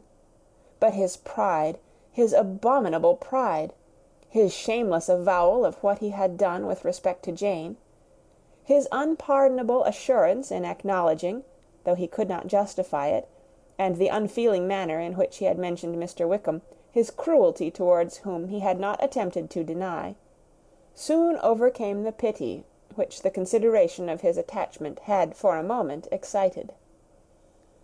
She continued in very agitated reflections till the sound of Lady Catherine's carriage made her feel how unequal she was to encounter Charlotte's observation, and hurried her away to her room. End of Chapter 34. Chapter 35. Elizabeth awoke the next morning to the same thoughts and meditations which had at length closed her eyes. She could not yet recover from the surprise of what had happened. It was impossible to think of anything else, and, totally indisposed for employment, she resolved, soon after breakfast, to indulge herself in air and exercise. She was proceeding directly to her favourite walk, when the recollection of Mr. Darcy's sometimes coming there stopped her, and instead of entering the park, she turned up the lane, which led farther from the turnpike road. The park paling was still the boundary on one side, and she soon passed one of the gates into the ground. After walking 2 or 3 times along that part of the lane, she was tempted, by the pleasantness of the morning, to stop at the gates and look into the park. The 5 weeks which she had now passed in Kent had made a great difference in the country, and every day was adding to the verdure of the early trees. She was on the point of continuing her walk, when she caught a glimpse of a gentleman within the sort of grove which edged the park. He was moving that way, and, fearful of its being Mr. Darcy, she was directly retreating. But the person who advanced was now near enough to see her, and, stepping forward with eagerness, pronounced her name. She had turned away, but on hearing herself called, though in a voice which proved it to be Mr. Darcy, she moved again towards the gate. He had by that time reached it also, and, holding out a letter, which she instinctively took, said, with a look of haughty composure, "I have been walking in the grove some time, in the hope of meeting you. Will you do me the honour of reading that letter?" And then, with a slight bow, turned again into the plantation, and was soon out of sight. With no expectation of pleasure, but with the strongest curiosity, Elizabeth opened the letter, and, to her still increasing wonder, perceived an envelope, containing 2 sheets of letter paper, written quite through, in a very close hand. The envelope itself was likewise full. Pursuing her way along the lane, she then began it. It was dated from Rosings, at 8 o'clock in the morning, and was as follows: "Be not alarmed, madam, on receiving this letter, by the apprehension of its containing any repetition of those sentiments, or renewal of those offers, which were last night so disgusting to you. I write without any intention of paining you, or humbling myself, by dwelling on wishes which, for the happiness of both, cannot be too soon forgotten; and the effort which the formation and the perusal of this letter must occasion should have been spared, had not my character required it to be written and read. You must therefore pardon the freedom with which I demand your attention. Your feelings, I know, will bestow it unwillingly, but I demand it of your justice.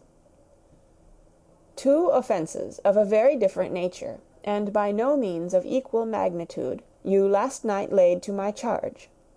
The first mentioned was, that, regardless of the sentiments of either, I had detached Mr. Bingley from your sister, and the other that I had, in defiance of various claims, in defiance of honour and humanity, ruined the immediate prosperity and blasted the prospects of Mr. Wickham.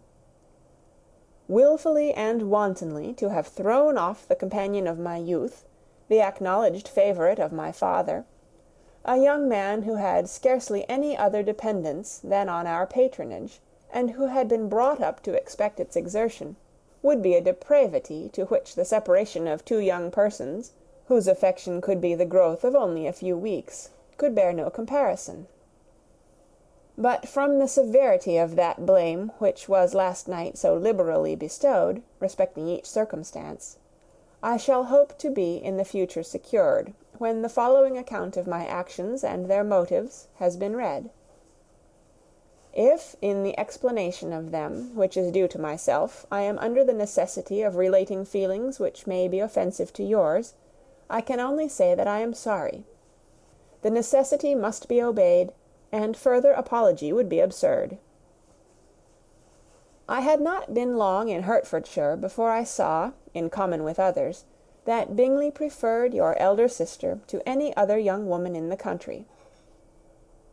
But it was not till the evening of the dance at Netherfield that I had any apprehension of his feeling a serious attachment. I had often seen him in love before. At that ball, while I had the honour of dancing with you, I was first made acquainted, by Sir William Lucas's accidental information, that Bingley's attentions to your sister had given rise to a general expectation of their marriage. He spoke of it as a certain event, of which the time alone could be undecided. From that moment I observed my friend's behaviour attentively, and I could then perceive that his partiality for Miss Bennet was beyond what I had ever witnessed in him. Your sister I also watched. Her look and manners were open, cheerful, and engaging as ever, but without any symptom of peculiar regard, and I remained convinced from the evening's scrutiny that though she received his attentions with pleasure, she did not invite them by any participation of sentiment. If you have not been mistaken here, I must have been in error. Your superior knowledge of your sister must make the latter probable. If it be so, if I have been misled by such error to inflict pain on her, your resentment has not been unreasonable. But I shall not scruple to assert that the serenity of your sister's countenance and air was such as might have given the most acute observer a conviction that, however amiable her temper, her heart was not likely to be easily touched. That I was desirous of believing her indifferent is certain, but I will venture to say that my investigation and decisions are not usually influenced by my hopes or fears. I did not believe her to be indifferent because I wished it. I believed it on impartial conviction, as truly as I wished it in reason. My objections to the marriage were not merely those which I last night acknowledged to have the utmost force of passion to put aside, in my own case. The want of connection could not be so great an evil to my friend as to me. But there were other causes of repugnance, causes which, though still existing, and existing to an equal degree in both instances, I had myself endeavoured to forget, because they were not immediately before me. These causes must be stated, though briefly. The situation of your mother's family, though objectionable, was nothing in comparison to that total want of propriety so frequently, so almost uniformly betrayed by herself, by your 3 younger sisters, and occasionally even by your father. Pardon me, it pains me to offend you, but amidst your concern for the defects of your nearest relations, and your displeasure at this representation of them, let it give you consolation to consider that, to have conducted yourselves so as to avoid any share of the like censure, is praise no less generally bestowed on you and your elder sister, than it is honourable to the sense and disposition of both. I will only say farther, that from what passed that evening, my opinion of all parties was confirmed, and every inducement heightened which could have led me before to preserve my friend from what I esteemed a most unhappy connection. He left Netherfield for London on the day following, as you, I am certain, remember, with the design of soon returning. The part which I acted is now to be explained. His sister's uneasiness had been equally excited with my own. Our coincidence of feeling was soon discovered, and, alike sensible that no time was to be lost in detaching their brother, we shortly resolved on joining him directly in London. We accordingly went, and there I readily engaged in the office of pointing out to my friend the certain evils of such a choice. I described and enforced them earnestly. But, however this remonstrance might have staggered or delayed his determination, I do not suppose that it would ultimately have prevented the marriage, had it not been seconded by the assurance that I hesitated not in giving of your sister's indifference. He had before believed her to return his affection with sincere, if not with equal, regard. But Bingley has great natural modesty, with a stronger dependence on my judgment than on his own. To convince him, therefore, that he had deceived himself was no very difficult point. To persuade him against returning into Hertfordshire, when that conviction had been given, was scarcely the work of a moment. I cannot blame myself for having done thus much. There is but one part of my conduct in the whole affair on which I do not reflect with satisfaction. It is that I condescended to adopt the measures of art so far as to conceal from him your sister's being in town. I knew it myself, as it was known to Miss Bingley, but her brother is even yet ignorant of it. That they might have met without ill consequence is perhaps probable, but his regard did not appear to me enough extinguished for him to see her without some danger. Perhaps this concealment, this disguise, was beneath me. It is done, however, and it was done for the best. On this subject I have nothing more to say, no other apology to offer. If I have wounded your sister's feelings, it was unknowingly done, and though the motives which governed me may to you very naturally appear insufficient, I have not yet learnt to condemn them. With respect to that other, more weighty accusation, of having injured Mr. Wickham, I can only refute it by laying before you the whole of his connection with my family. Of what he has particularly accused me I am ignorant, but of the truth of what I shall relate I can summon more than one witness of undoubted veracity.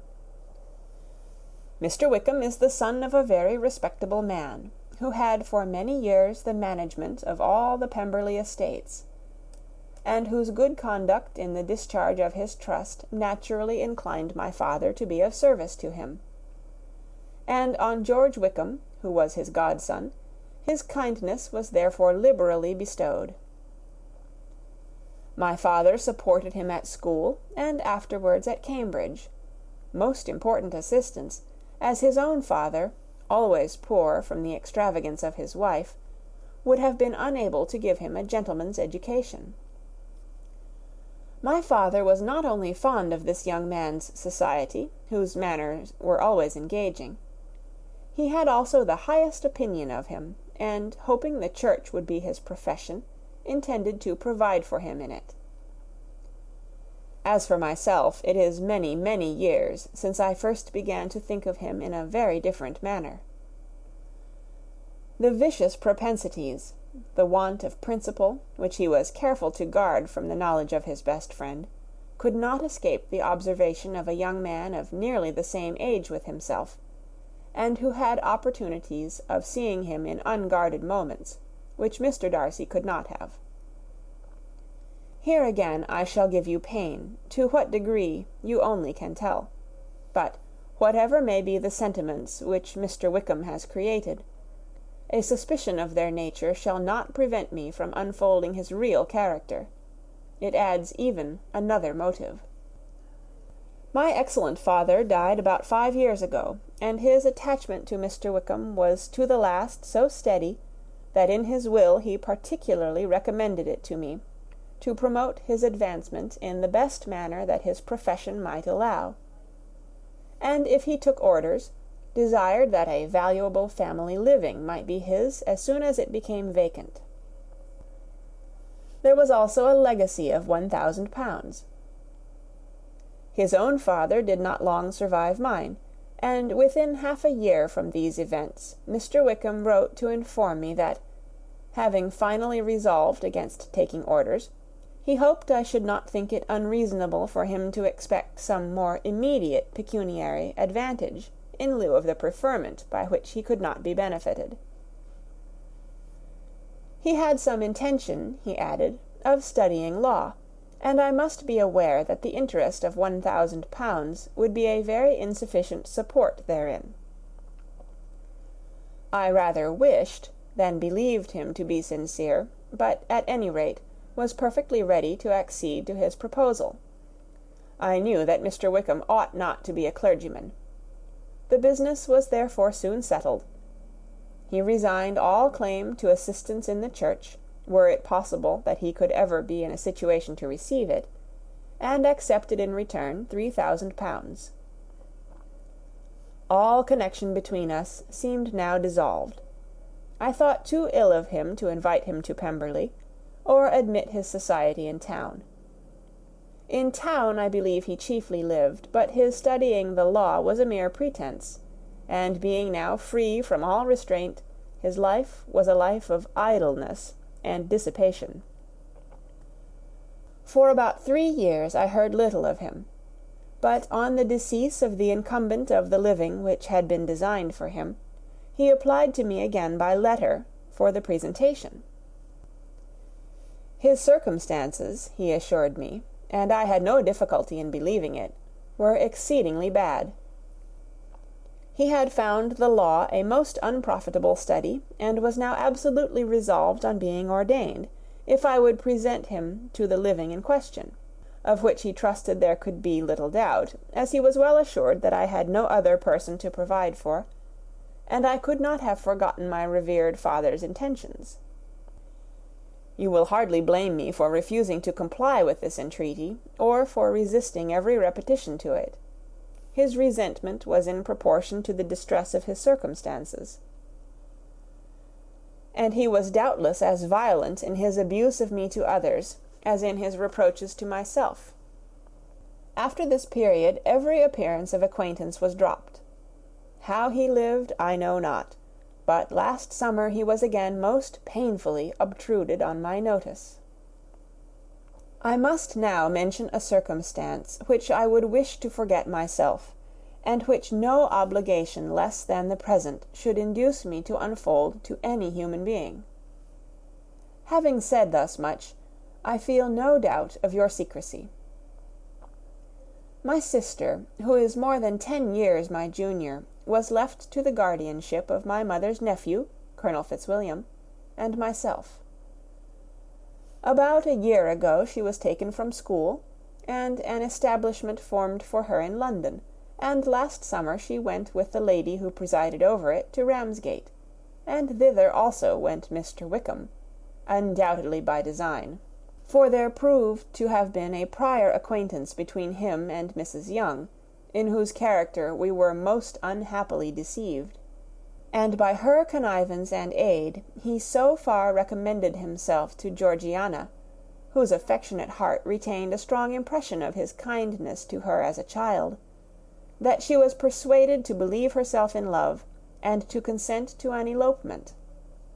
She was then but 15, which must be her excuse, and after stating her imprudence I am happy to add that I owed the knowledge of it to herself. I joined them unexpectedly, a day or two before the intended elopement, and then Georgiana, unable to support the idea of grieving and offending a brother whom she almost looked up to as a father, acknowledged the whole to me. You may imagine what I felt, and how I acted. Regard for my sister's credit and feelings prevented any public exposure, but I wrote to Mr. Wickham, who left the place immediately, and Mrs. Young was of course removed from her charge.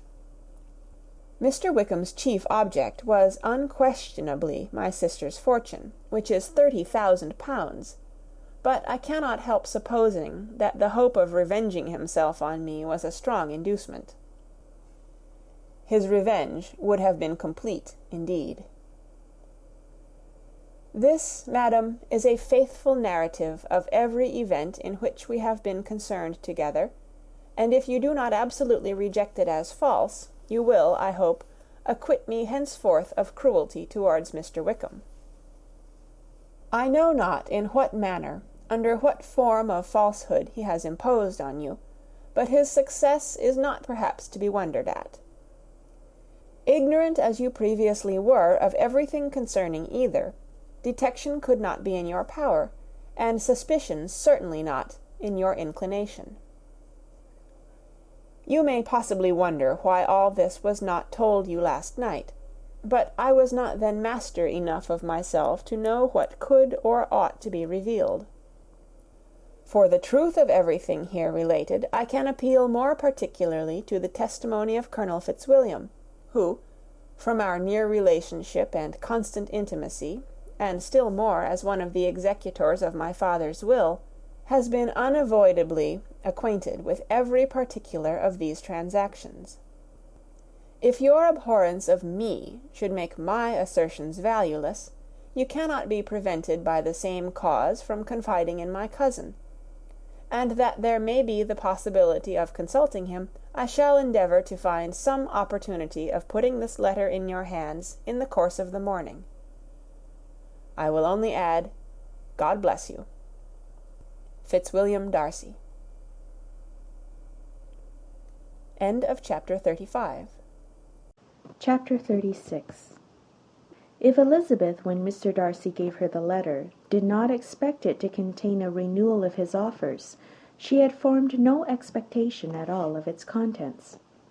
But such as they were, it may well be supposed how eagerly she went through them, and what a contrariety of emotion they excited. Her feelings as she read were scarcely to be defined. With amazement did she first understand that he believed any apology to be in his power, and steadfastly was she persuaded that he could have no explanation to give which a just sense of shame would not conceal. With a strong prejudice against everything he might say, she began his account of what had happened at Netherfield. She read with an eagerness which hardly left her power of comprehension, and from impatience of knowing what the next sentence might bring, was incapable of attending to the sense of the one before her eyes. His belief of her sister's insensibility she instantly resolved to be false, and his account of the real, the worse objections to the match, made her too angry to have any wish of doing him justice. He expressed no regret for what he had done which satisfied her. His style was not penitent, but haughty. It was all pride and insolence. But when this subject was succeeded by his account of Mr. Wickham, when she read with somewhat clearer attention a relation of events which, if true, must overthrow every cherished opinion of his worth, and which bore so alarming an affinity to his own history of himself, her feelings were yet more acutely painful and more difficult of definition. Astonishment, apprehension, and even horror oppressed her. She wished to discredit it entirely, repeatedly exclaiming, "This must be false! This cannot be! This must be the grossest falsehood!" And when she had gone through the whole letter, though scarcely knowing anything of the last page or two, put it hastily away, protesting that she would not regard it, that she would never look at it again. In this perturbed state of mind, with thoughts that could rest on nothing, she walked on, but it would not do. In half a minute the letter was unfolded again, and collecting herself as well as she could, she again began the mortifying perusal of all that related to Wickham, and commanded herself so far as to examine the meaning of every sentence. The account of his connection with the Pemberley family was exactly what he had related himself. And the kindness of the late Mr. Darcy, though she had not before known its extent, agreed equally well with his own words. So far each recital confirmed the other, but when she came to the will the difference was great. What Wickham had said of the living was fresh in her memory, and as she recalled his very words, it was impossible not to feel that there was gross duplicity on one side or the other, and for a few moments she flattered herself that her wishes did not err. But when she read and reread with the closest attention the particulars immediately following of Wickham's resigning all pretensions to the living, of his receiving in lieu so considerable a sum as £3,000, again she was forced to hesitate. She put down the letter, weighed every circumstance with what she meant to be impartiality, deliberated on the probability of each statement, but with little success. On both sides it was only assertion. Again she read on, but every line proved more clearly that the affair, which she had believed it impossible that any contrivance could so represent as to render Mr. Darcy's conduct in it less than infamous, was capable of a turn which must make him entirely blameless throughout the whole. The extravagance and general profligacy which he scrupled not to lay at Mr. Wickham's charge exceedingly shocked her, the more so as she could bring no proof of its injustice. She had never heard of him before his entrance into the shire militia, in which he had engaged at the persuasion of the young man who, on meeting him accidentally in town, had there renewed a slight acquaintance. Of his former way of life nothing had been known in Hertfordshire but what he told himself. As to his real character, had information been in her power, she had never felt a wish of inquiring. His countenance, voice, and manner had established him at once in the possession of every virtue. She tried to recollect some instance of goodness, some distinguished trait of integrity or benevolence, that might rescue him from the attacks of Mr. Darcy, or at least, by the predominance of virtue, atone for those casual errors under which she would endeavour to class what Mr. Darcy had described as the idleness and vice of many years' continuance. But no such recollection befriended her. She could see him instantly before her in every charm of air and address, but she could remember no more substantial good than the general approbation of the neighbourhood, and the regard which his social powers had gained him in the mess. After pausing on this point a considerable while, she once more continued to read, but alas, the story which followed, of his designs on Miss Darcy, received some confirmation from what had passed between Colonel Fitzwilliam and herself only the morning before, and at last she was referred for the truth of every particular to Colonel Fitzwilliam himself, from whom she had previously received the information of his near concern in all his cousin's affairs, and whose character she had no reason to question. At one time she had almost resolved on applying to him, but the idea was checked by the awkwardness of the application, and at length wholly banished by the conviction that Mr. Darcy would never have hazarded such a proposal he had not been well assured of his cousin's corroboration. She perfectly remembered everything that had passed in conversation between Wickham and herself in their first evening at Mr. Phillips's. Many of his expressions were still fresh in her memory. She was now struck with the impropriety of such communications to a stranger, and wondered it had escaped her before. She saw the indelicacy of putting himself forward as he had done, and the inconsistency of his professions with his conduct. She remembered that he had boasted of having no fear of seeing Mr. Darcy, that Mr. Darcy must leave the country, but that he should stand his ground. Yet he had avoided the Netherfield ball the very next week.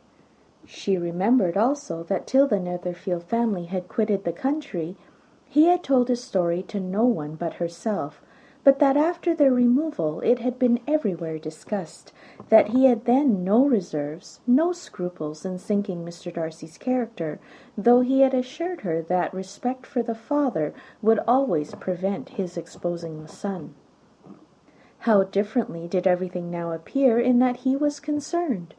His attentions to Miss King were now the consequence of views solely and hatefully mercenary, and the mediocrity of her fortune proved no longer the moderation of his wishes, but his eagerness to grasp at anything. His behaviour to herself could now have had no tolerable motive. He had either been deceived with regard to her fortune, or had been gratifying his vanity by encouraging the preference which she believed she had most incautiously shown. Every lingering struggle in his favour grew fainter and fainter. And in farther justification of Mr. Darcy, she could not but allow Mr. Bingley, when questioned by Jane, had long ago asserted his blamelessness in the affair. That proud and repulsive as were his manners, she had never in the whole course of their acquaintance, an acquaintance which had latterly brought them much together, and given her a sort of intimacy with his ways, seen anything that betrayed him to be unprincipled or unjust, anything that spoke him of irreligious or immoral habits, that among his own connections he was esteemed and valued, that even Wickham had allowed him merit as a brother, and that she had often heard him speak so affectionately of his sister as to prove him capable of some amiable feeling, that had his actions been what Mr. Wickham represented them, so gross a violation of everything right could hardly have been concealed from the world, and that friendship between a person capable of it and such an amiable man as Mr. Bingley was incomprehensible. She grew absolutely ashamed of herself. Of neither Darcy nor Wickham could she think without feeling she had been blind, partial, prejudiced, absurd. "How despicably I have acted," she cried, "I who have prided myself on my discernment, I who have valued myself on my abilities." From herself to Jane, from Jane to Bingley, her thoughts were in a line which soon brought to her recollection that Mr. Darcy's explanation there had appeared very insufficient, and she read it again. Widely different was the effect of the second perusal. How could she deny that credit to his assertions in one instance, which she had been obliged to give in the other? He declared himself to be totally unsuspicious of her sister's attachment, and she could not help remembering what Charlotte's opinion had always been. Neither could she deny the justice of his description of Jane. She felt that Jane's feelings, though fervent, were little displayed, and that there was a constant complacency in her air and manner, not often united with great sensibility. When she came to that part of the letter in which her family were mentioned in terms of such mortifying yet merited reproach, her sense of shame was severe. The justice of the charge struck her too forcibly for denial, and the circumstances to which he particularly alluded as having passed at the Netherfield ball, and as confirming all his first disapprobation, could not have made a stronger impression on his mind than on hers. The compliment to herself and her sister was not unfelt. It soothed, but it could not console her for the contempt which had thus been self-attracted by the rest of her family. And as she considered that Jane's disappointment had in fact been the work of her nearest relations, and reflected how materially the credit of both must be hurt by such impropriety of conduct, she felt depressed beyond anything she had ever known. After wandering along the lane for 2 hours, giving way to every variety of thought, reconsidering events, determining probabilities, and reconciling herself, as well as she could, to a change so sudden and so important.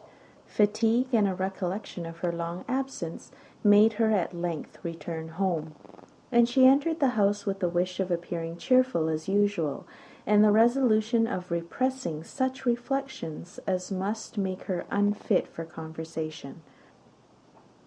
She was immediately told that the two gentlemen from Rosings had each called during her absence. Mr. Darcy only for a few minutes, to take leave, but that Colonel Fitzwilliam had been sitting with them at least an hour, hoping for her return, and almost resolving to walk after her till she could be found. Elizabeth could but just affect concern in missing him. She really rejoiced at it. Colonel Fitzwilliam was no longer an object. She could think only of her letter.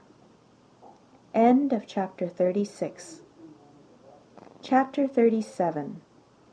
The two gentlemen left Rosings the next morning, and Mr. Collins, having been in waiting near the lodges to make them his parting obeisance, was able to bring home the pleasing intelligence of their appearing in very good health and in as tolerable spirits as could be expected, after the melancholy scenes so lately gone through at Rosings.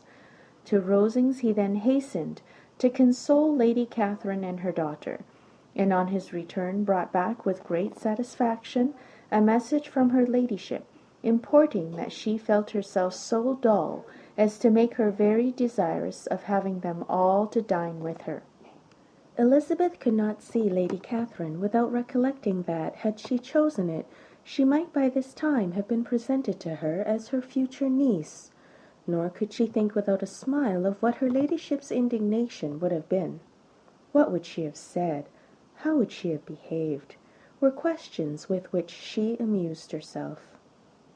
Their first subject was the diminution of the Rosings party.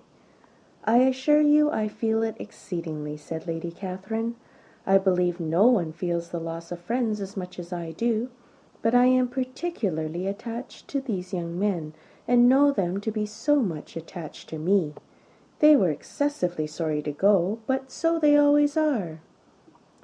The dear Colonel rallied his spirits tolerably till just at last, but Darcy seemed to feel it more acutely, I think, than last year. His attachment to Rosings certainly increases. Mr. Collins had a compliment and an allusion to throw in here, which were kindly smiled on by the mother and daughter. Lady Catherine observed after dinner that Miss Bennet seemed out of spirits, and immediately accounted for it by herself, by supposing that she did not like to go home again so soon. She added, "But if that is the case, you must write to your mother and beg that you may stay a little longer. Mrs. Collins will be very glad of your company, I am sure." "I am much obliged to your ladyship for your kind invitation," replied Elizabeth, "but it is not in my power to accept it. I must be in town next Saturday." "Why, at that rate you will have been here only 6 weeks. I expected you to stay 2 months. I told Mrs. Collins so before you came. There can be no occasion for your going so soon. Mrs. Bennet could certainly spare you for another fortnight." "But my father cannot. He wrote last week to hurry my return." "Oh, your father, of course, may spare you if your mother can. Daughters are never of so much consequence to a father, and if you will stay another month complete, it will be in my power to take one of you as far as London, for I am going there early in June for a week, and as Dawson does not object to the barouche box, there will be very good room for one of you, and indeed, if the weather should happen to be cool, I should not object to taking you both, as you are neither of you large." "You are all kindness, ma'am, but I believe we must abide by our original plan." Lady Catherine seemed resigned. "Mrs. Collins, you must send a servant for them. You know I always speak my mind, and I cannot bear the idea of 2 young women travelling post by themselves. It is highly improper. You must contrive to send somebody. I have the greatest dislike in the world to that sort of thing. Young women should always be properly guarded and attended, according to their situation in life. When my niece Georgina went to Ramsgate last summer, I made a point of having 2 men servants go with her. Miss Darcy, the daughter of Mr. Darcy of Pemberley, and Lady Anne, could not have appeared with propriety in a different manner. I am excessively attentive to all those things. You must send John with the young ladies, Mrs. Collins. I am glad it occurred to me to mention it, for it would really be discreditable to you to let them go alone. My uncle is to send a servant for us. Oh, your uncle? He keeps a manservant, does he? I am very glad you have somebody who thinks of these things. Where shall you change horses? Oh, Bromley, of course. If you mention my name at the bell, you will be attended to. Lady Catherine had many other questions to ask respecting their journey, and as she did not answer them all herself, attention was necessary, which Elizabeth believed to be lucky for her. Or with a mind so occupied, she might have forgotten where she was. Reflection must be reserved for solitary hours. Whenever she was alone, she gave way to it as the greatest relief.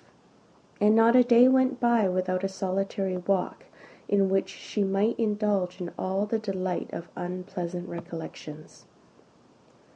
Mr. Darcy's letter she was in a fair way of soon knowing by heart. She studied every sentence, and her feelings towards its writer were at times widely different. When she remembered the style of his address, she was still full of indignation.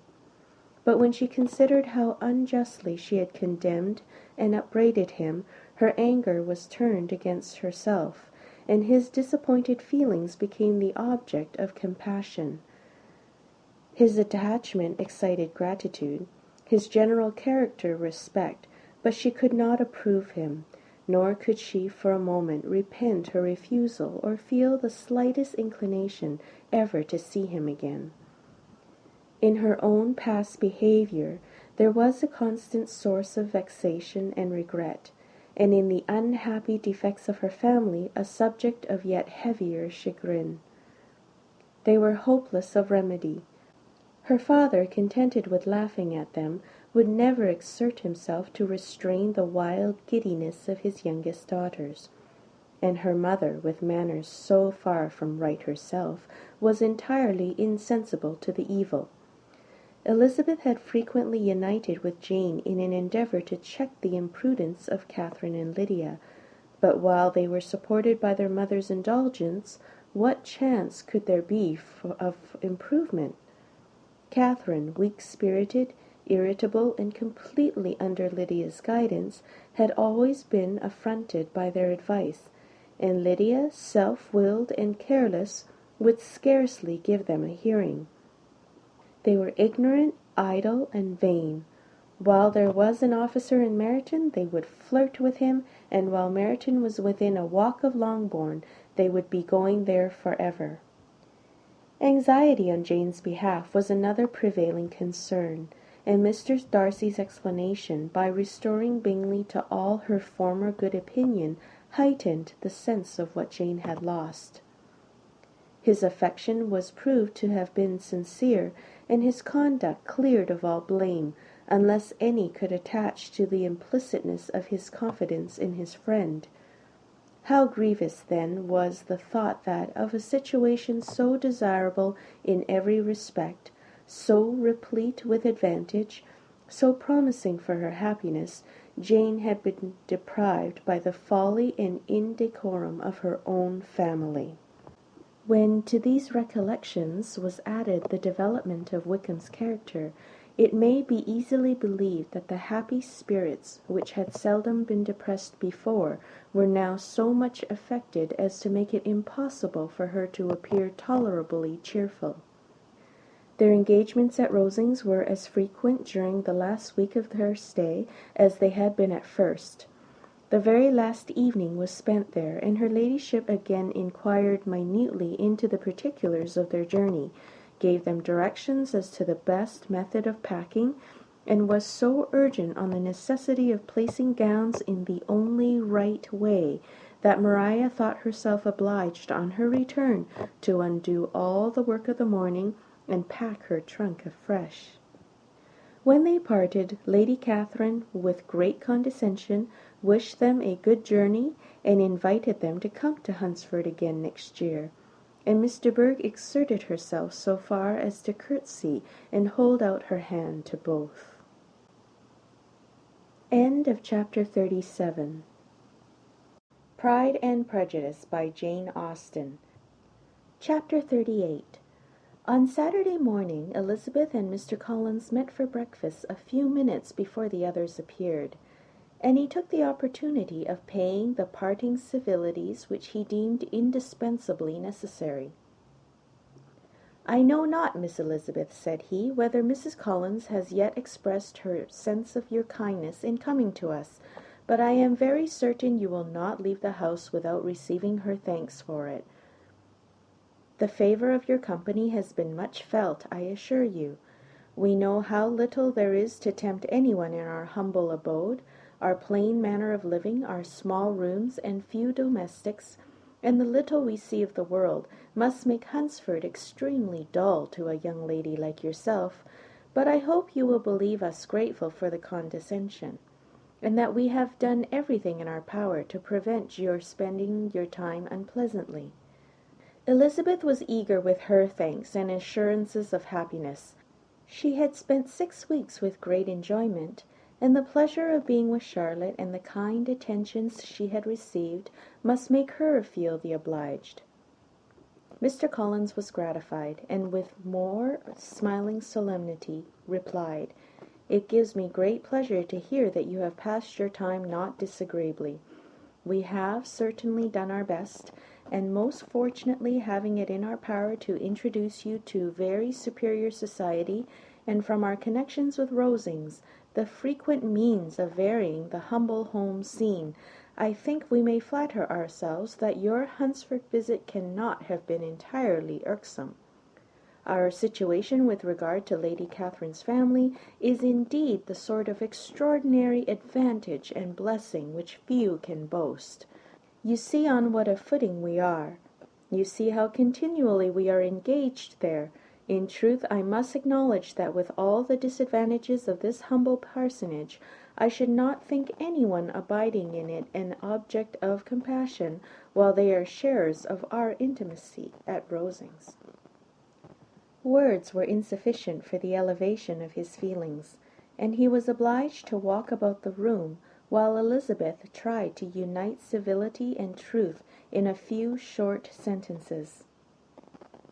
"You may in fact carry a very favourable report of us into Hertfordshire, my dear cousin. I flatter myself at least that you will be able to do so. Lady Catherine's great attentions to Mrs. Collins you have been a daily witness of, and altogether I trust it does not appear that your friend has drawn an unfortunate, but on this point it will be as well to be silent. Only let me assure you, my dear Elizabeth, that I can from my heart most cordially wish you equal felicity in marriage. My dear Charlotte and I have but one mind and one way of thinking.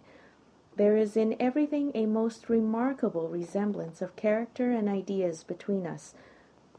We seem to have been designed for each other."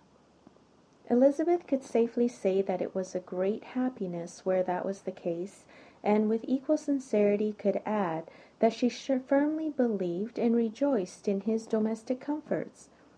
She was not sorry, however, to have the recital of them interrupted by the lady from whom they sprang.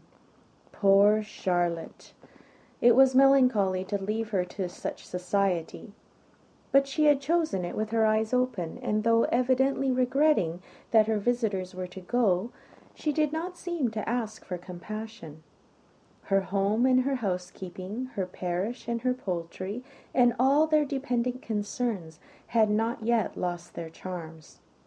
At length the chaise arrived, the trunks were fastened on, the parcels placed within, and it was pronounced to be ready. After an affectionate parting between the friends, Elizabeth was attended to the carriage by Mr. Collins, and as they walked down the garden he was commissioning her with his best respects to all her family, not forgetting his thanks for the kindness he had received at Longbourn in the winter, and his compliments to Mr. and Mrs. Gardiner, though unknown. He then handed her in. Maria followed, and the door was on the point of being closed, when he suddenly reminded them, with some consternation, that they had hitherto forgotten to leave any messages for the ladies at Rosings. "But," he added, "you will of course wish to have your humble respects delivered to them, with your grateful thanks for their kindness to you while you have been here." Elizabeth made no objection. The door was then allowed to be shut, and the carriage drove off. "Good gracious!" cried Maria, after a few minutes' silence. "It seems but a day or two since we first came, and yet how many things have happened!" "A great many indeed," said her companion with a sigh. "We have dined 9 times at Rosings, besides drinking tea there twice. How much I shall have to tell!" Elizabeth added privately, "and how much I shall have to conceal." Their journey was performed without much conversation or any alarm, and within 4 hours of their leaving Hunsford they reached Mr. Gardiner's house, where they were to remain a few days. Jane looked well, and Elizabeth had little opportunity of studying her spirits amidst the various engagements which the kindness of her aunt had reserved for them. But Jane was to go home with her, and at Longbourn there would be leisure enough for observation. It was not without an effort, meanwhile, that she could wait even for Longbourn before she told her sister of Mr. Darcy's proposals. To know that she had the power of revealing what would so exceedingly astonish Jane, and must at the same time so highly gratify whatever of her own vanity she had not yet been able to reason away, was such a temptation to openness as nothing could have been conquered but the state of indecision in which she remained as to the extent of what she should communicate, and her fear, if she once entered on the subject, of being hurried into repeating something of Bingley which might only grieve her sister further. Chapter 38. Chapter 39. It was the second week in May in which the 3 young ladies set out together from Gracechurch Street for the town in Hertfordshire, and as they drew near the approved inn where Mr. Bennet's carriage was to meet them, they quickly perceived, in token of the coachman's punctuality, both Kitty and Lydia looking out of a dining-room upstairs. These 2 girls had been above an hour in the place, happily employed in visiting an opposite milliner, watching the sentinel on guard, and dressing a salad and cucumber. After welcoming their sisters, they triumphantly displayed a table set out with such cold meat as an inn larder usually affords, exclaiming, "Is this not nice? Is not this an agreeable surprise?" "And we mean to treat you all," added Lydia, "but you must lend us the money, for we have just spent ours at the shop out there." Then, showing her purchases, "Look here, I have bought this bonnet. I do not think it is very pretty, but I thought I might as well buy it as not. I shall pull it to pieces as soon as I get home, and see if I can make it up any better." And when her sisters abused it as ugly, she added, with perfect unconcern, "Oh, but there were 2 or 3 much uglier in the shop, and when I have bought some prettier coloured satin to trim it with, fresh, I think it will be very tolerable. Besides, it will not much signify what one wears this summer, after the militia have left Meryton, and they are going in a fortnight." "Are they indeed?" cried Elizabeth with great satisfaction. "They are going to be encamped near Brighton, and I do so want papa to take us there for the summer. It would be such a delicious scheme, and I dare say would cost hardly anything at all. Mamma would like to go too, of all things. Only think what a miserable summer else we shall have."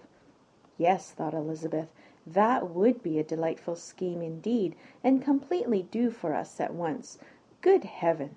Brighton and a whole campful of soldiers, to us who have been overset already by one poor regiment of militia, and the monthly balls of Meryton. "Now I have got some news for you," said Lydia, as they sat down at the table. "What do you think? It is excellent news, capital news, and about a certain person we all like." Jane and Elizabeth looked at each other, and the waiter was told he need not stay. Lydia laughed and said, "Ay, that is just like your formality and discretion. You thought the waiter must not hear, as if he cared. I dared say he often hears worse things said than what I am going to say. But he is an ugly fellow. I am glad he is gone. I never saw such a long chin in my life. Well, but now for my news. It is about dear Wickham. Too good for the waiter, is it not? There is no danger of Wickham's marrying Mary King. There's for you! She is gone down to her uncle at Liverpool, gone to stay. Wickham is safe." "And Mary King is safe," added Elizabeth, "safe from a connection imprudent as to fortune. She is a great fool for going away if she liked him." "But I am sure there is no strong attachment on either side," said Jane. "I am sure there is not on his. I will answer for it he never cared 3 straws about her. Who could about such a nasty little freckled thing?" Elizabeth was shocked to think that, however incapable of such coarseness of expression herself, the coarseness of the sentiment was little other than her own breast had harboured and fancied liberal. As soon as all had ate, and the elder ones paid, the carriage was ordered, and after some contrivance the whole party, with all their boxes, work-bags, and parcels, and the unwelcome addition of Kitty's and Lydia's purchases, were seated in it. "How nicely we are all crammed in!" cried Lydia. "I am glad I bought my bonnet, if it is only for the fun of having another bandbox. Well, now let us be quite comfortable and snug, and talk and laugh all the way home. And in the first place, let us hear what has happened to you all since you went away. Have you seen any pleasant men? Have you had any flirting? I was in great hopes that one of you would have got a husband before you came back. Jane will be quite an old maid soon, I declare. She is almost 23. Lord, how ashamed I should be of not being married before 23. My Aunt Phillips wants you so to get husbands, you can't think. She says Lizzie had better have taken Mr. Collins, and I do not think there would have been any fun in it. Lord, how I should like to be married before any of you, and then I would chaperone you about to all the balls. Dear me, we had such a good piece of fun the other day at Colonel Foster's. Kitty and me were to spend the day there, and Mrs. Foster promised to have a little dance in the evening. By the by, Mrs. Foster and me are such friends. And so she asked the 2 Harringtons to come, but Harriet was ill, and so Pen was forced to come by herself, and then what do you think we did? We dressed up chamberlains in women's clothes on purpose to pass for a lady. Only think what fun!